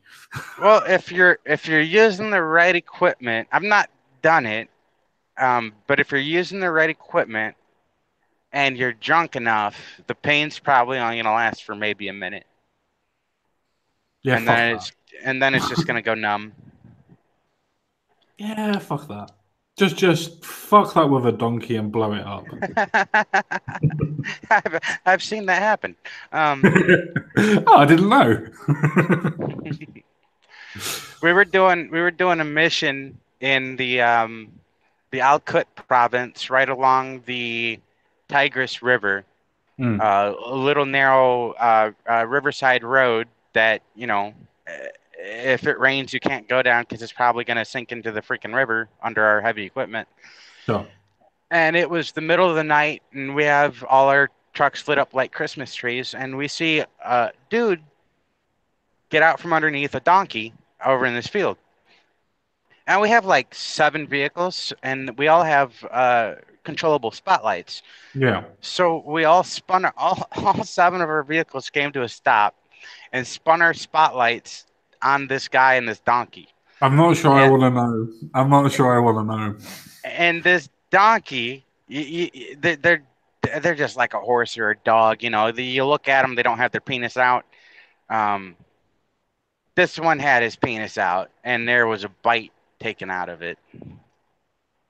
Fresh, Ow. a fresh bite taken out of the donkey. Yeah. Why didn't that donkey beat the shit out of that fucking man? Like, kick him in the head. it probably thought that we were its allies and there to save it. I don't know. Yeah, I fucking would have been. We God just, damn. What type of barbarian bites the head off any penis? it That wasn't is the head, it was a ridiculous. chunk taken out of the side. What? I Oh. wouldn't believe it either if I hadn't seen it. It was, it I was don't disturbing. disbelieve it. That's the sad thing. I actually really don't disbelieve it. That's the sad thing of it. I really don't disbelieve it. But that's what I wanted to talk to you about today. To be fair, not the donkey dick, but I really I really wanted to talk to you about what your ideas of like the less version of transgenderism is and what you actually think of it. Because the reason why I suggest that is because the way that the left describe it, it's almost nothing to do biologically anymore.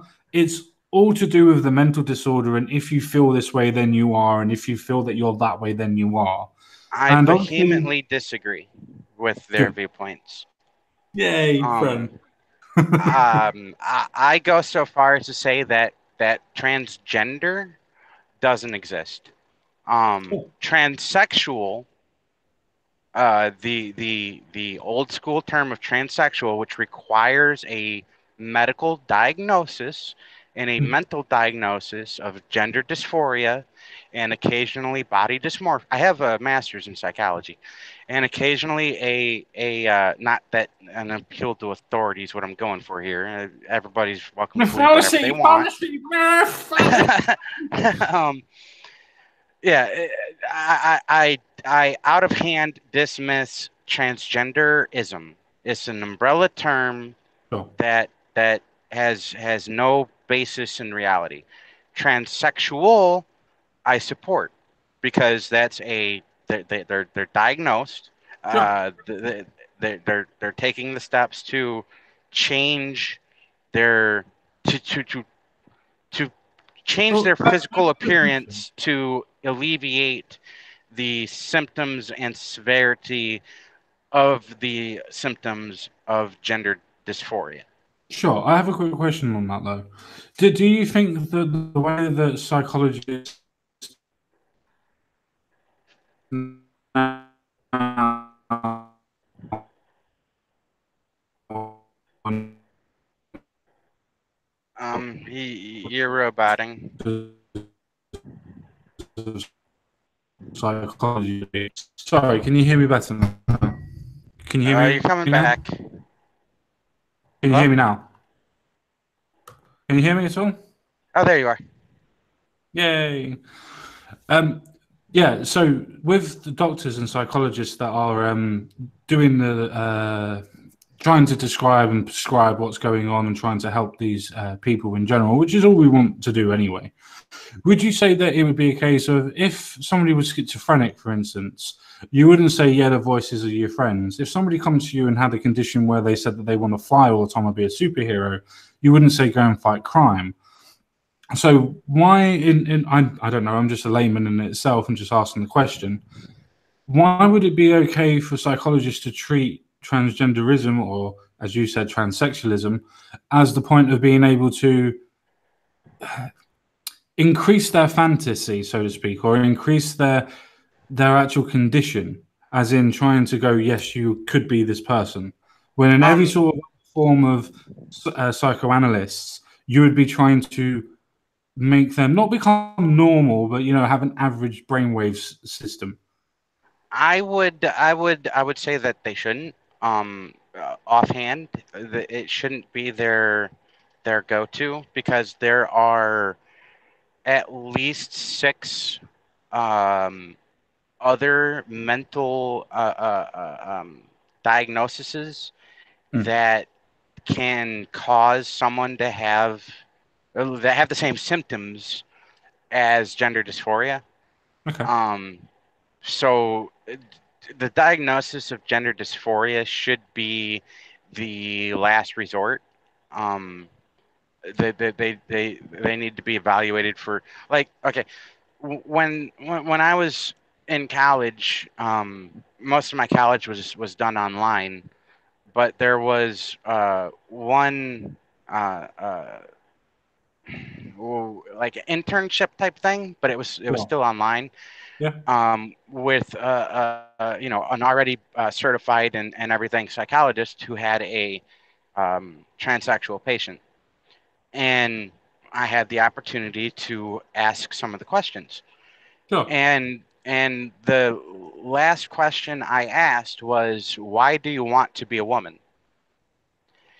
And there was since it was online, there was the video chat, and then there was a side text chat between me and the actual psychologist that I was working with.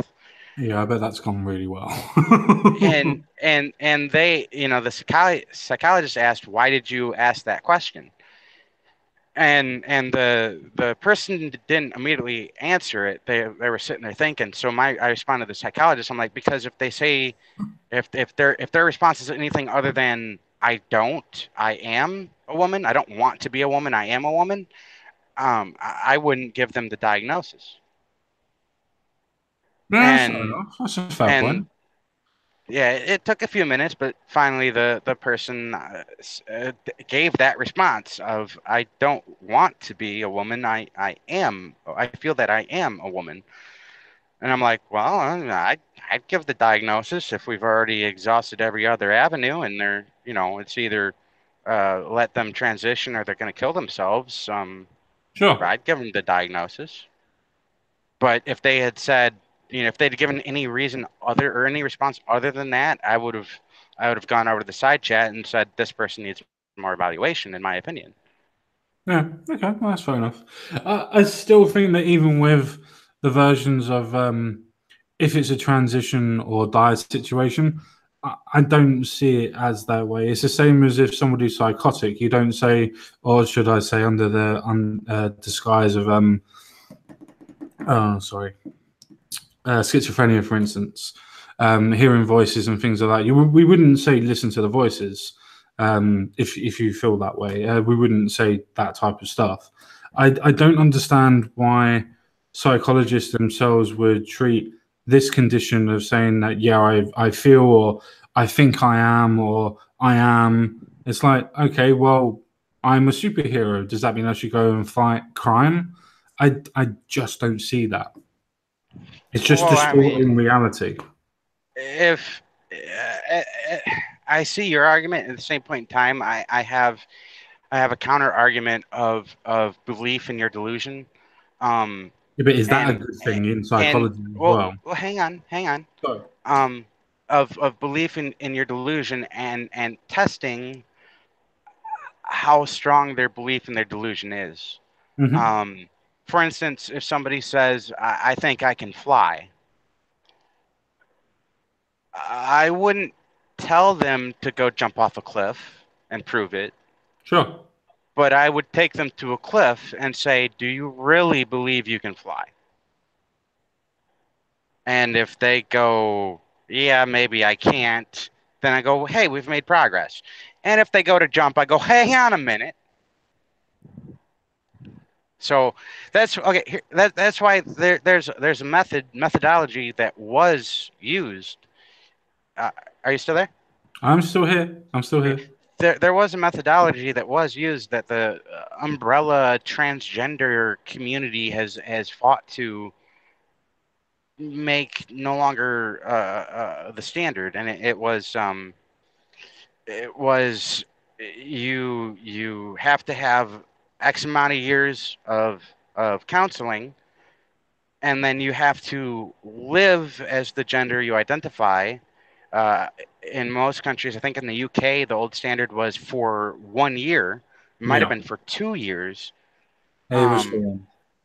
yeah, and then if you haven't met all those requirements, there's not a surgeon at that time when they were under that system. There wasn't a surgeon, I would say, in the world, but I mean, there wasn't a Yeah. surgeon in your country that would operate on you because you didn't meet the requirements. Sure. You didn't have the counseling for 3 years to prove that it wasn't just a phase. You weren't forced to live as a woman to see if you were actually, you know, I don't want to say dedicated because then people are saying that they're dedicated to their illness. Well, that's dedicated To the to or delusion. comfortable.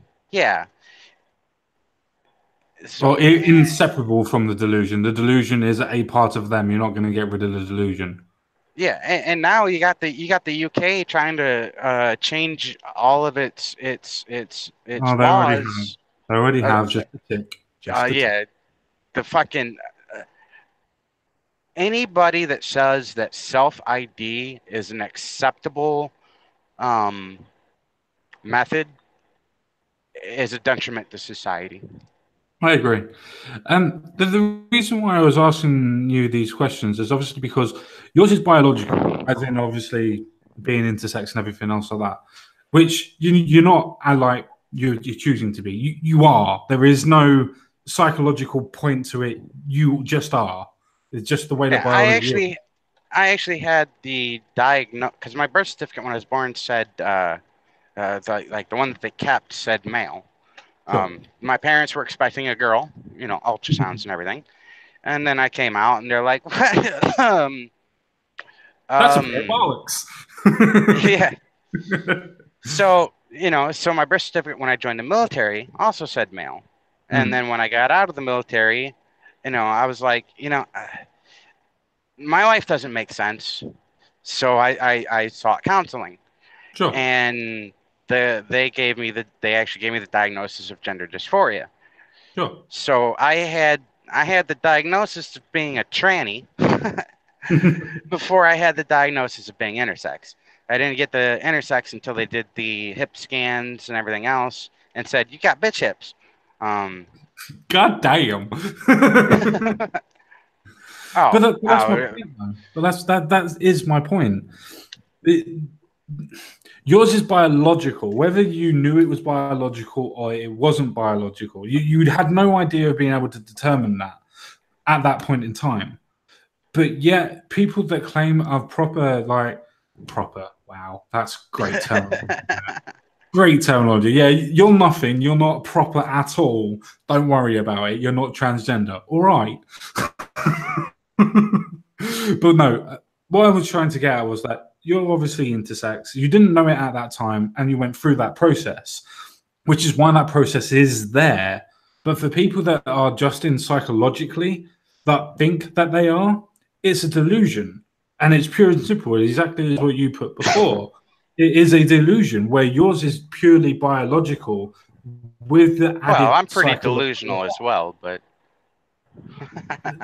Maybe so, but yours is biological with psychological aspects to it, where transgenderism or transsexuals, as you said, is the term of it purely being psychological. There is no person or should not be any psychologist in the world that would benefit those delusions because that's all it is. It's a psychological delusion. That's all I'm getting at. Yours is yeah. different, and people with My my intersex are different. my only counter argument would be that they did a brain study.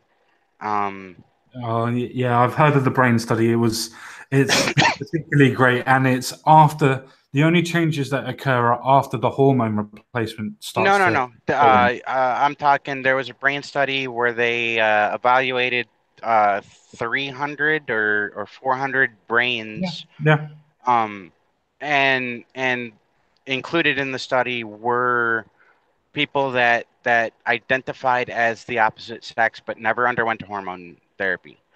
Um, and it was the BSTE or some small part of the brain near the brainstem that in the ones that had the therapy and the ones that didn't have the therapy was smaller in the ones that said they were female than in the ones that they said they were male.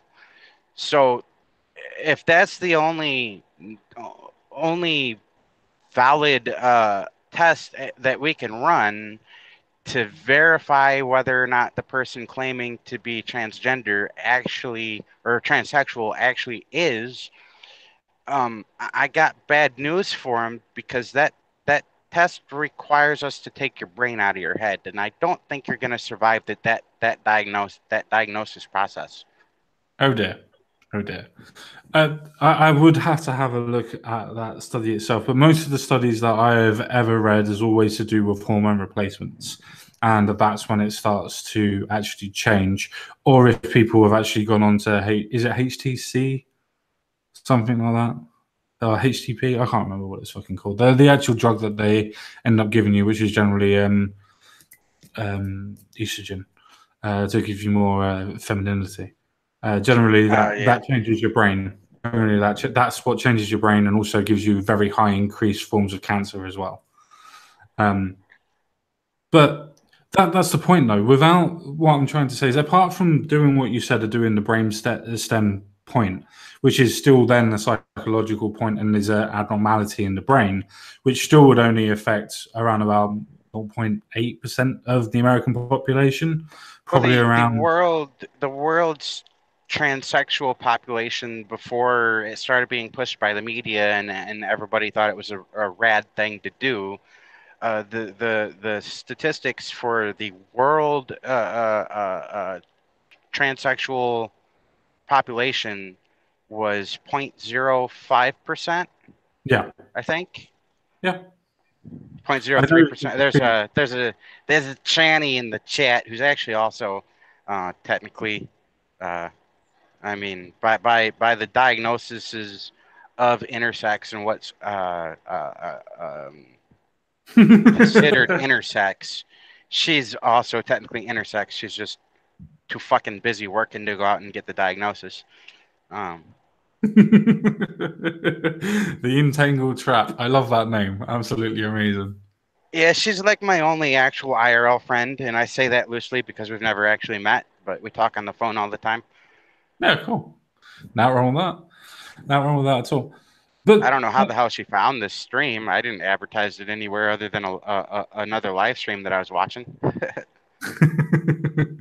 she just must have been friends with you and just went, oh, I can sense it.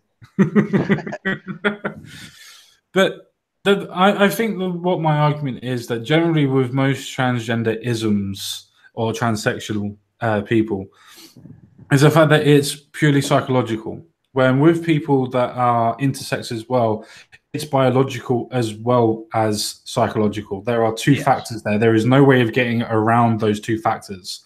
Where if it's just psychological, generally, in my stupid opinion, I find that as purely delusional, and I don't think any psychologist worth their salt should entertain that delusion. Well, believing in something that you have no tangible evidence of is considered a delusion Hmm. in all but one instance, according to the both the American Psychological Society and the ICM 10 and the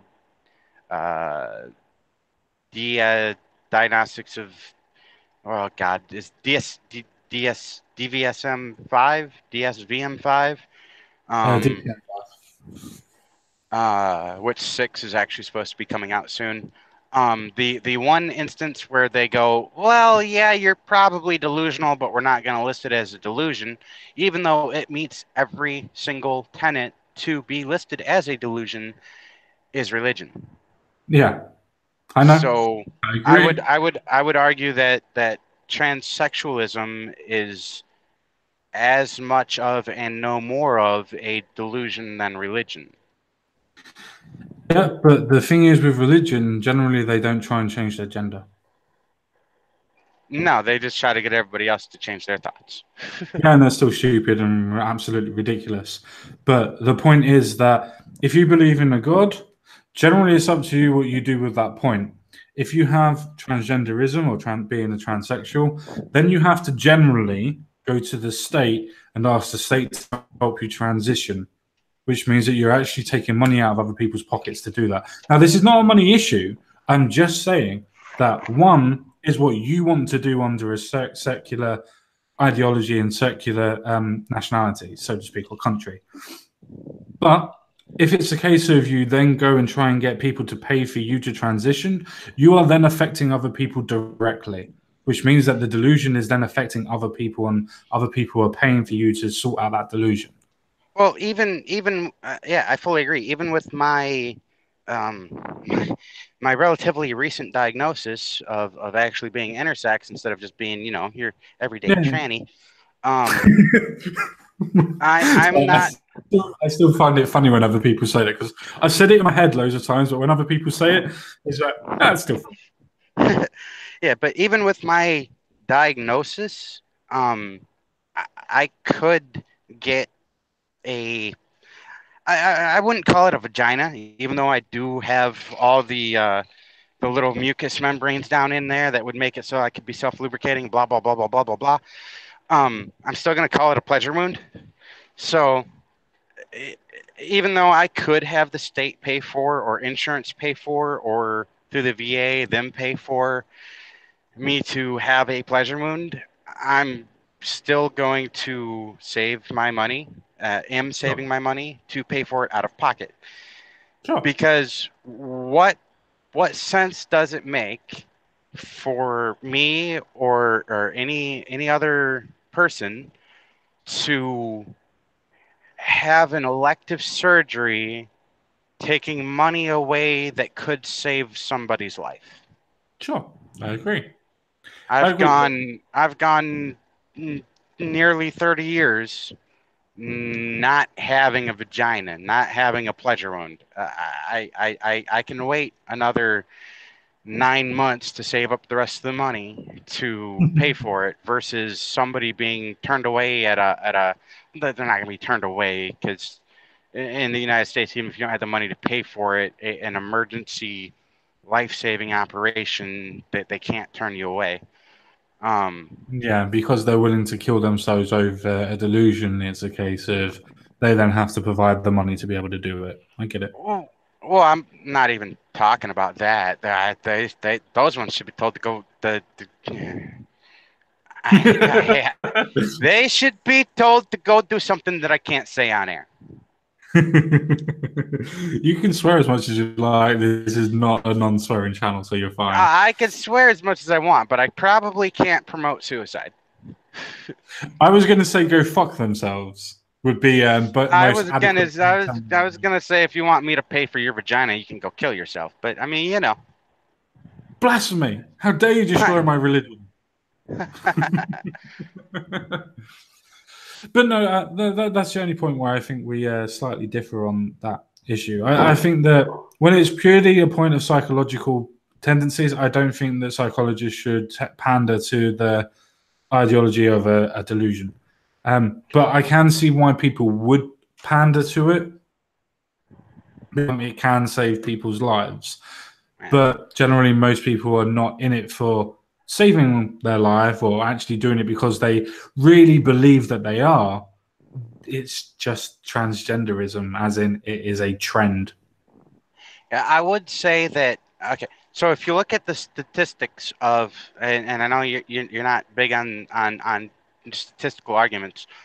Oh, it can If be. you look if you look at the statistics of people diagnosed as transsexual or transgender versus the ones that actually have the operation to physically conform to the sex they identify as, Sure. 80% of them don't. 80% of people that receive the diagnosis will never have their balls and their pecker cut off Yeah, I know. or inverted. Yes. Yeah, So I in hate my that. eyes, that's 80% of people that have the diagnosis that should not have the diagnosis. I agree. Because what's the number one way you can tell that a man who's claiming to be a woman is indeed a woman? He wants to get rid of his Will drunk. will he cut off his penis? If you Yes. walk up to a guy and say, "Hey, will you cut off your penis?" They'll probably look at you like you're retarded. Or If you punch you in walk the up, face. yeah, I mean, I mean, I would. I I would. If somebody come up to me and said, "Can I cut your penis?" I go, "Yeah, sure." Bang. Fuck it's off. it's like the ultimate litmus test. Will you cut off your penis? Yes. Okay. You, There's not I much I can accept do you. then. Yeah, there's If not much I can do then. You are definitely a person that has gender dysmorphia. well, dysphoria, Yes, yeah, dysphoria. Yeah, sorry. Yeah, the dysmorphia is something completely different. yeah. There's that's what we call being dedicated. All right. No, but I do completely agree with you that the people that are diagnosed where they are going full up, I do not have any problems in calling them a woman if they want to be called a woman or a man or the other way around. If they're going for proper operations and going through it, bitch, you're dedicated to the cause. I might as well give you your pronouns. But for the Yeah. 80% of people, as you quite rightly said, that do not do that, I just think that you're doing it for attention. I think that you're not got a good enough personality by yourself. You're not interesting enough for people to be able to listen to you, and you're just trying to play to a trend. Yeah, and there's all the people that are like, well, I deserve the right to be in the female bathroom. To which Why? I say, do you have a penis?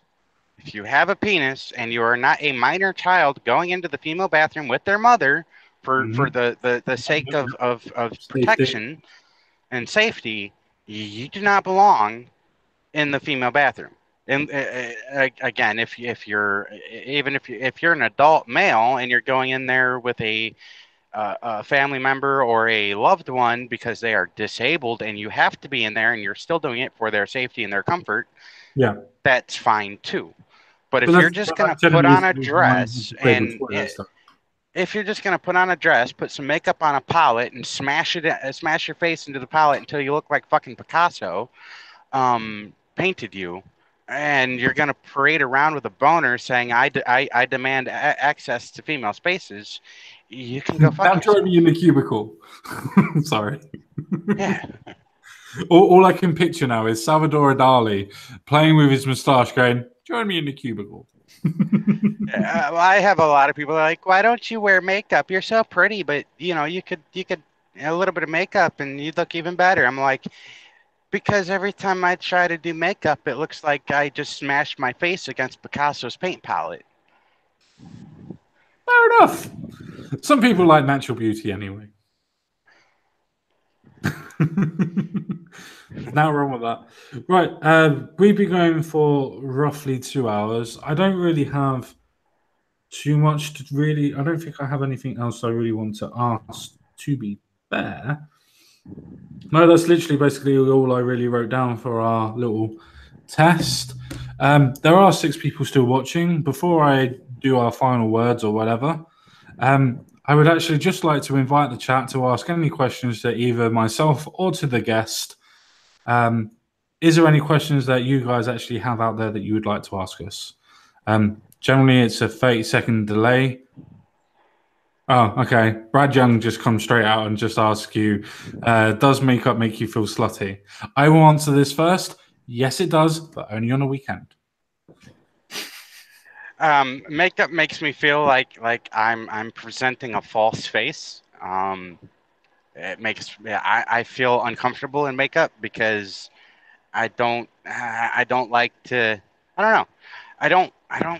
I don't do makeup because I'll get my eyebrows threaded and all that good stuff.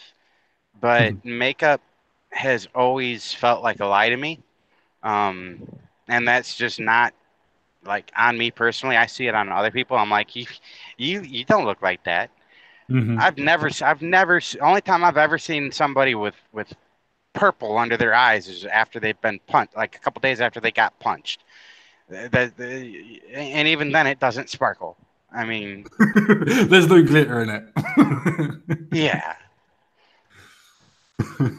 No, fair enough. Fair enough. I couldn't stand all that stuff on my face. Seems itchy. Um, Probably. I don't know. My missus has tried to put makeup on me once before. Needless to say, we needed new bed covers. If Young's from my circles. Ah, that's He's fine. I one of them don't Golf forget to City sub. frat power, all hail blue whale. You know. Yeah, don't forget to sub. No, I absolutely love talking to people. Always have done. So I absolutely love having discussions with everybody. We've disagreed on a couple of different things and that, but that's the point. Ideas need to be shared, and I need to be corrected. And oh, how the blue whale! I don't know. I just thought I'd say it. Yeah, you haven't heard the glory of the whale? I'm not 100% sure because when we say whale, normally we say whale's vagina, and that's something to shock us into not disagreeing with each other. No, no, no. Okay. The live stream that I actually advertised this stream on was Golf City Gaming, and there's also Golf City Streaming and Golf City Live and Golf City Cartoons. It's these two guys. One goes by the name of Ghastly. He's a ghost, and the All other one goes by AP the Frog. Not to be confused with Angry Pepe. That's his moronic little brother. right. Um, Oh, so how they the cricket do fan. yeah they do live streams every Monday, Wednesday, and Friday at 7:30 Central, and they do a movie night every Thursday. That's usually I can't remember. It's either 10 or 11 Central at night. So 20 or 2300, or I mean 22 or 2300, Sure. and yeah, they make their own cartoons. Uh, they're uh, how familiar are you with the alt right? Not very. I mean, I know their Enough views. to make fun of it. Oh, very much so. Yeah, I know their views. I know their views a hell of a lot. I've had You've lots. heard of you've heard of Richard Spencer? No, never. I've never heard of. Never Sorry. heard of I him. couldn't even Wow. do that as a joke. Well, there's a one of the characters in the Golf City cartoons is Richard Spector, the leader of the alt right. Um, he has a loyal manservant named I forget his name, but he's a mummy, and it's totally not gay for him. Um, Totally not. Like not gay Jared from Stephen Crowder. but yeah, I definitely recommend checking them out. Here, I'll drop a link in there. Well, you haven't modded me, so I don't know if I can You drop haven't a said link. anything in the chat, otherwise I would have modded you. I have to. When? Just Several say hi. times. Just say hi. Oh. All right, let me grab the link. See, he Uh, didn't say anything. no, I did. I'm grabbing the link to the stream or the channel.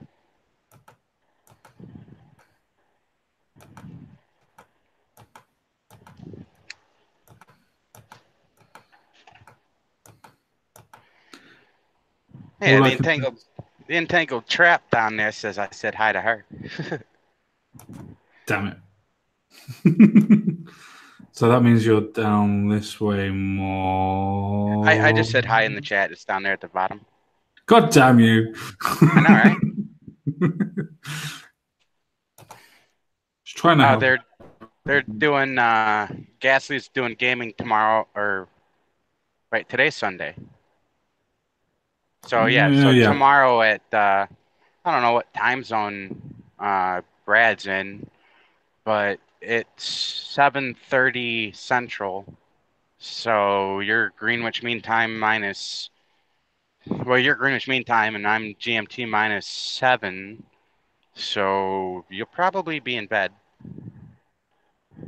Wait, why have I modded Entangled Trap? Fuck you. I didn't want to mod you. That bitch stole my wrench. You smurfed the wrong weirdo. Everybody keeps on talking.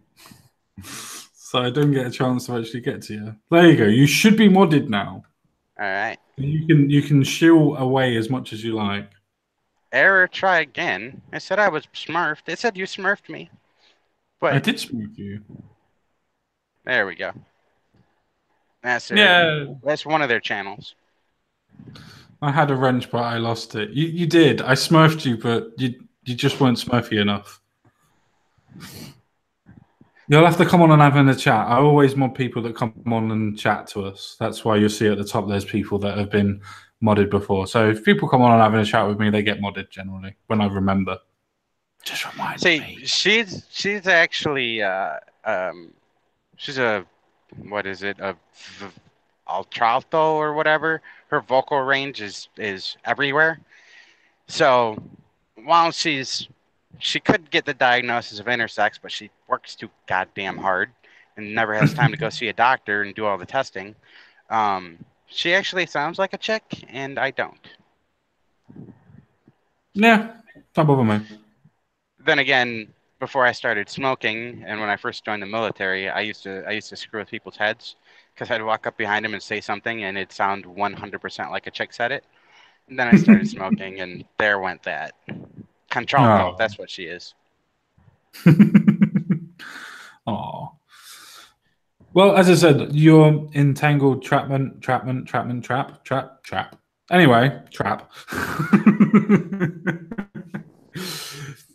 Entangled trap. You are more welcome to come on a live stream at any point in time that you would like to, obviously, and I can then do whatever. By that I mean mod you if I can remember. If I remember. But I like talking to people. Different personalities, different ideologies are always welcome on here. As I said, I've been on this now for almost 2 hours and 20 minutes. I generally do a stream for 2 hours, so I'm 20 minutes late. So I'm probably going to end it. I do normally do a final word about what we've been talking about and things like that. Though I will say that I did not drop this on yourself, BTK, because I completely and utterly fucking forgot. So if you would like to, you can say a final word about absolutely anything or about anything for however long that you want. But once you finished, you are finished your final word. Let's see here. Final word. The United States needs to stop trying to solve the world's problems because they're not our own. The transgender umbrella community needs to cut its crap and recognize that transsexualism is being invalidated by their incessant demands of anybody can be anything they want to be. without a diagnosis, and that's harming people that actually do have a mental condition and aren't doing it just because they think it's cool. War sucks, but it was fun.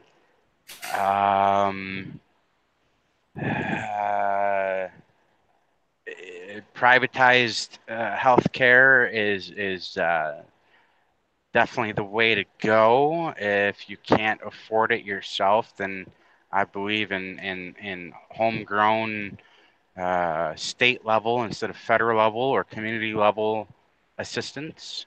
Welfare is not made to be lived on. It is there to help you in case of emergency. And people that forget that are progressively taking us one step closer to communism and socialism, which is a bad thing. Chaps are only gay if they do gay shit. And all hail Blue Whale. Well said. I generally actually don't have too much to say tonight. I'm very, very happy to be able to have new people in the chat, person that I've been able to speak well today. Very happy that we've been able to make new friends and be able to talk, edge ourselves away in our controlled bubbles. The more that we segregate ourselves, segregation is never a good thing. All it does is breed contempt and fear. And with fear comes hostility, and with hostility becomes fighting. So, with all that being said, try and have a chat with your neighbor. Try and have a chat with that person that you dislike on Twitter. Try and have a chat with that cunt in the workshop that doesn't want to talk to you or pass you a fucking pen. Just have a chat with them. Find out what's up with them. Let them know what's going on, how you think and how you feel. Hopefully they might even open up to you. Probably not. But at least you're the one that's making a difference out there. And if we make a difference like that, we can actually change the world slowly. And now that I've said that as hippie-ish as I fucking well can, we'll hound the blue whale. See you later, guys. Thank you very much for watching. Bye-bye for now.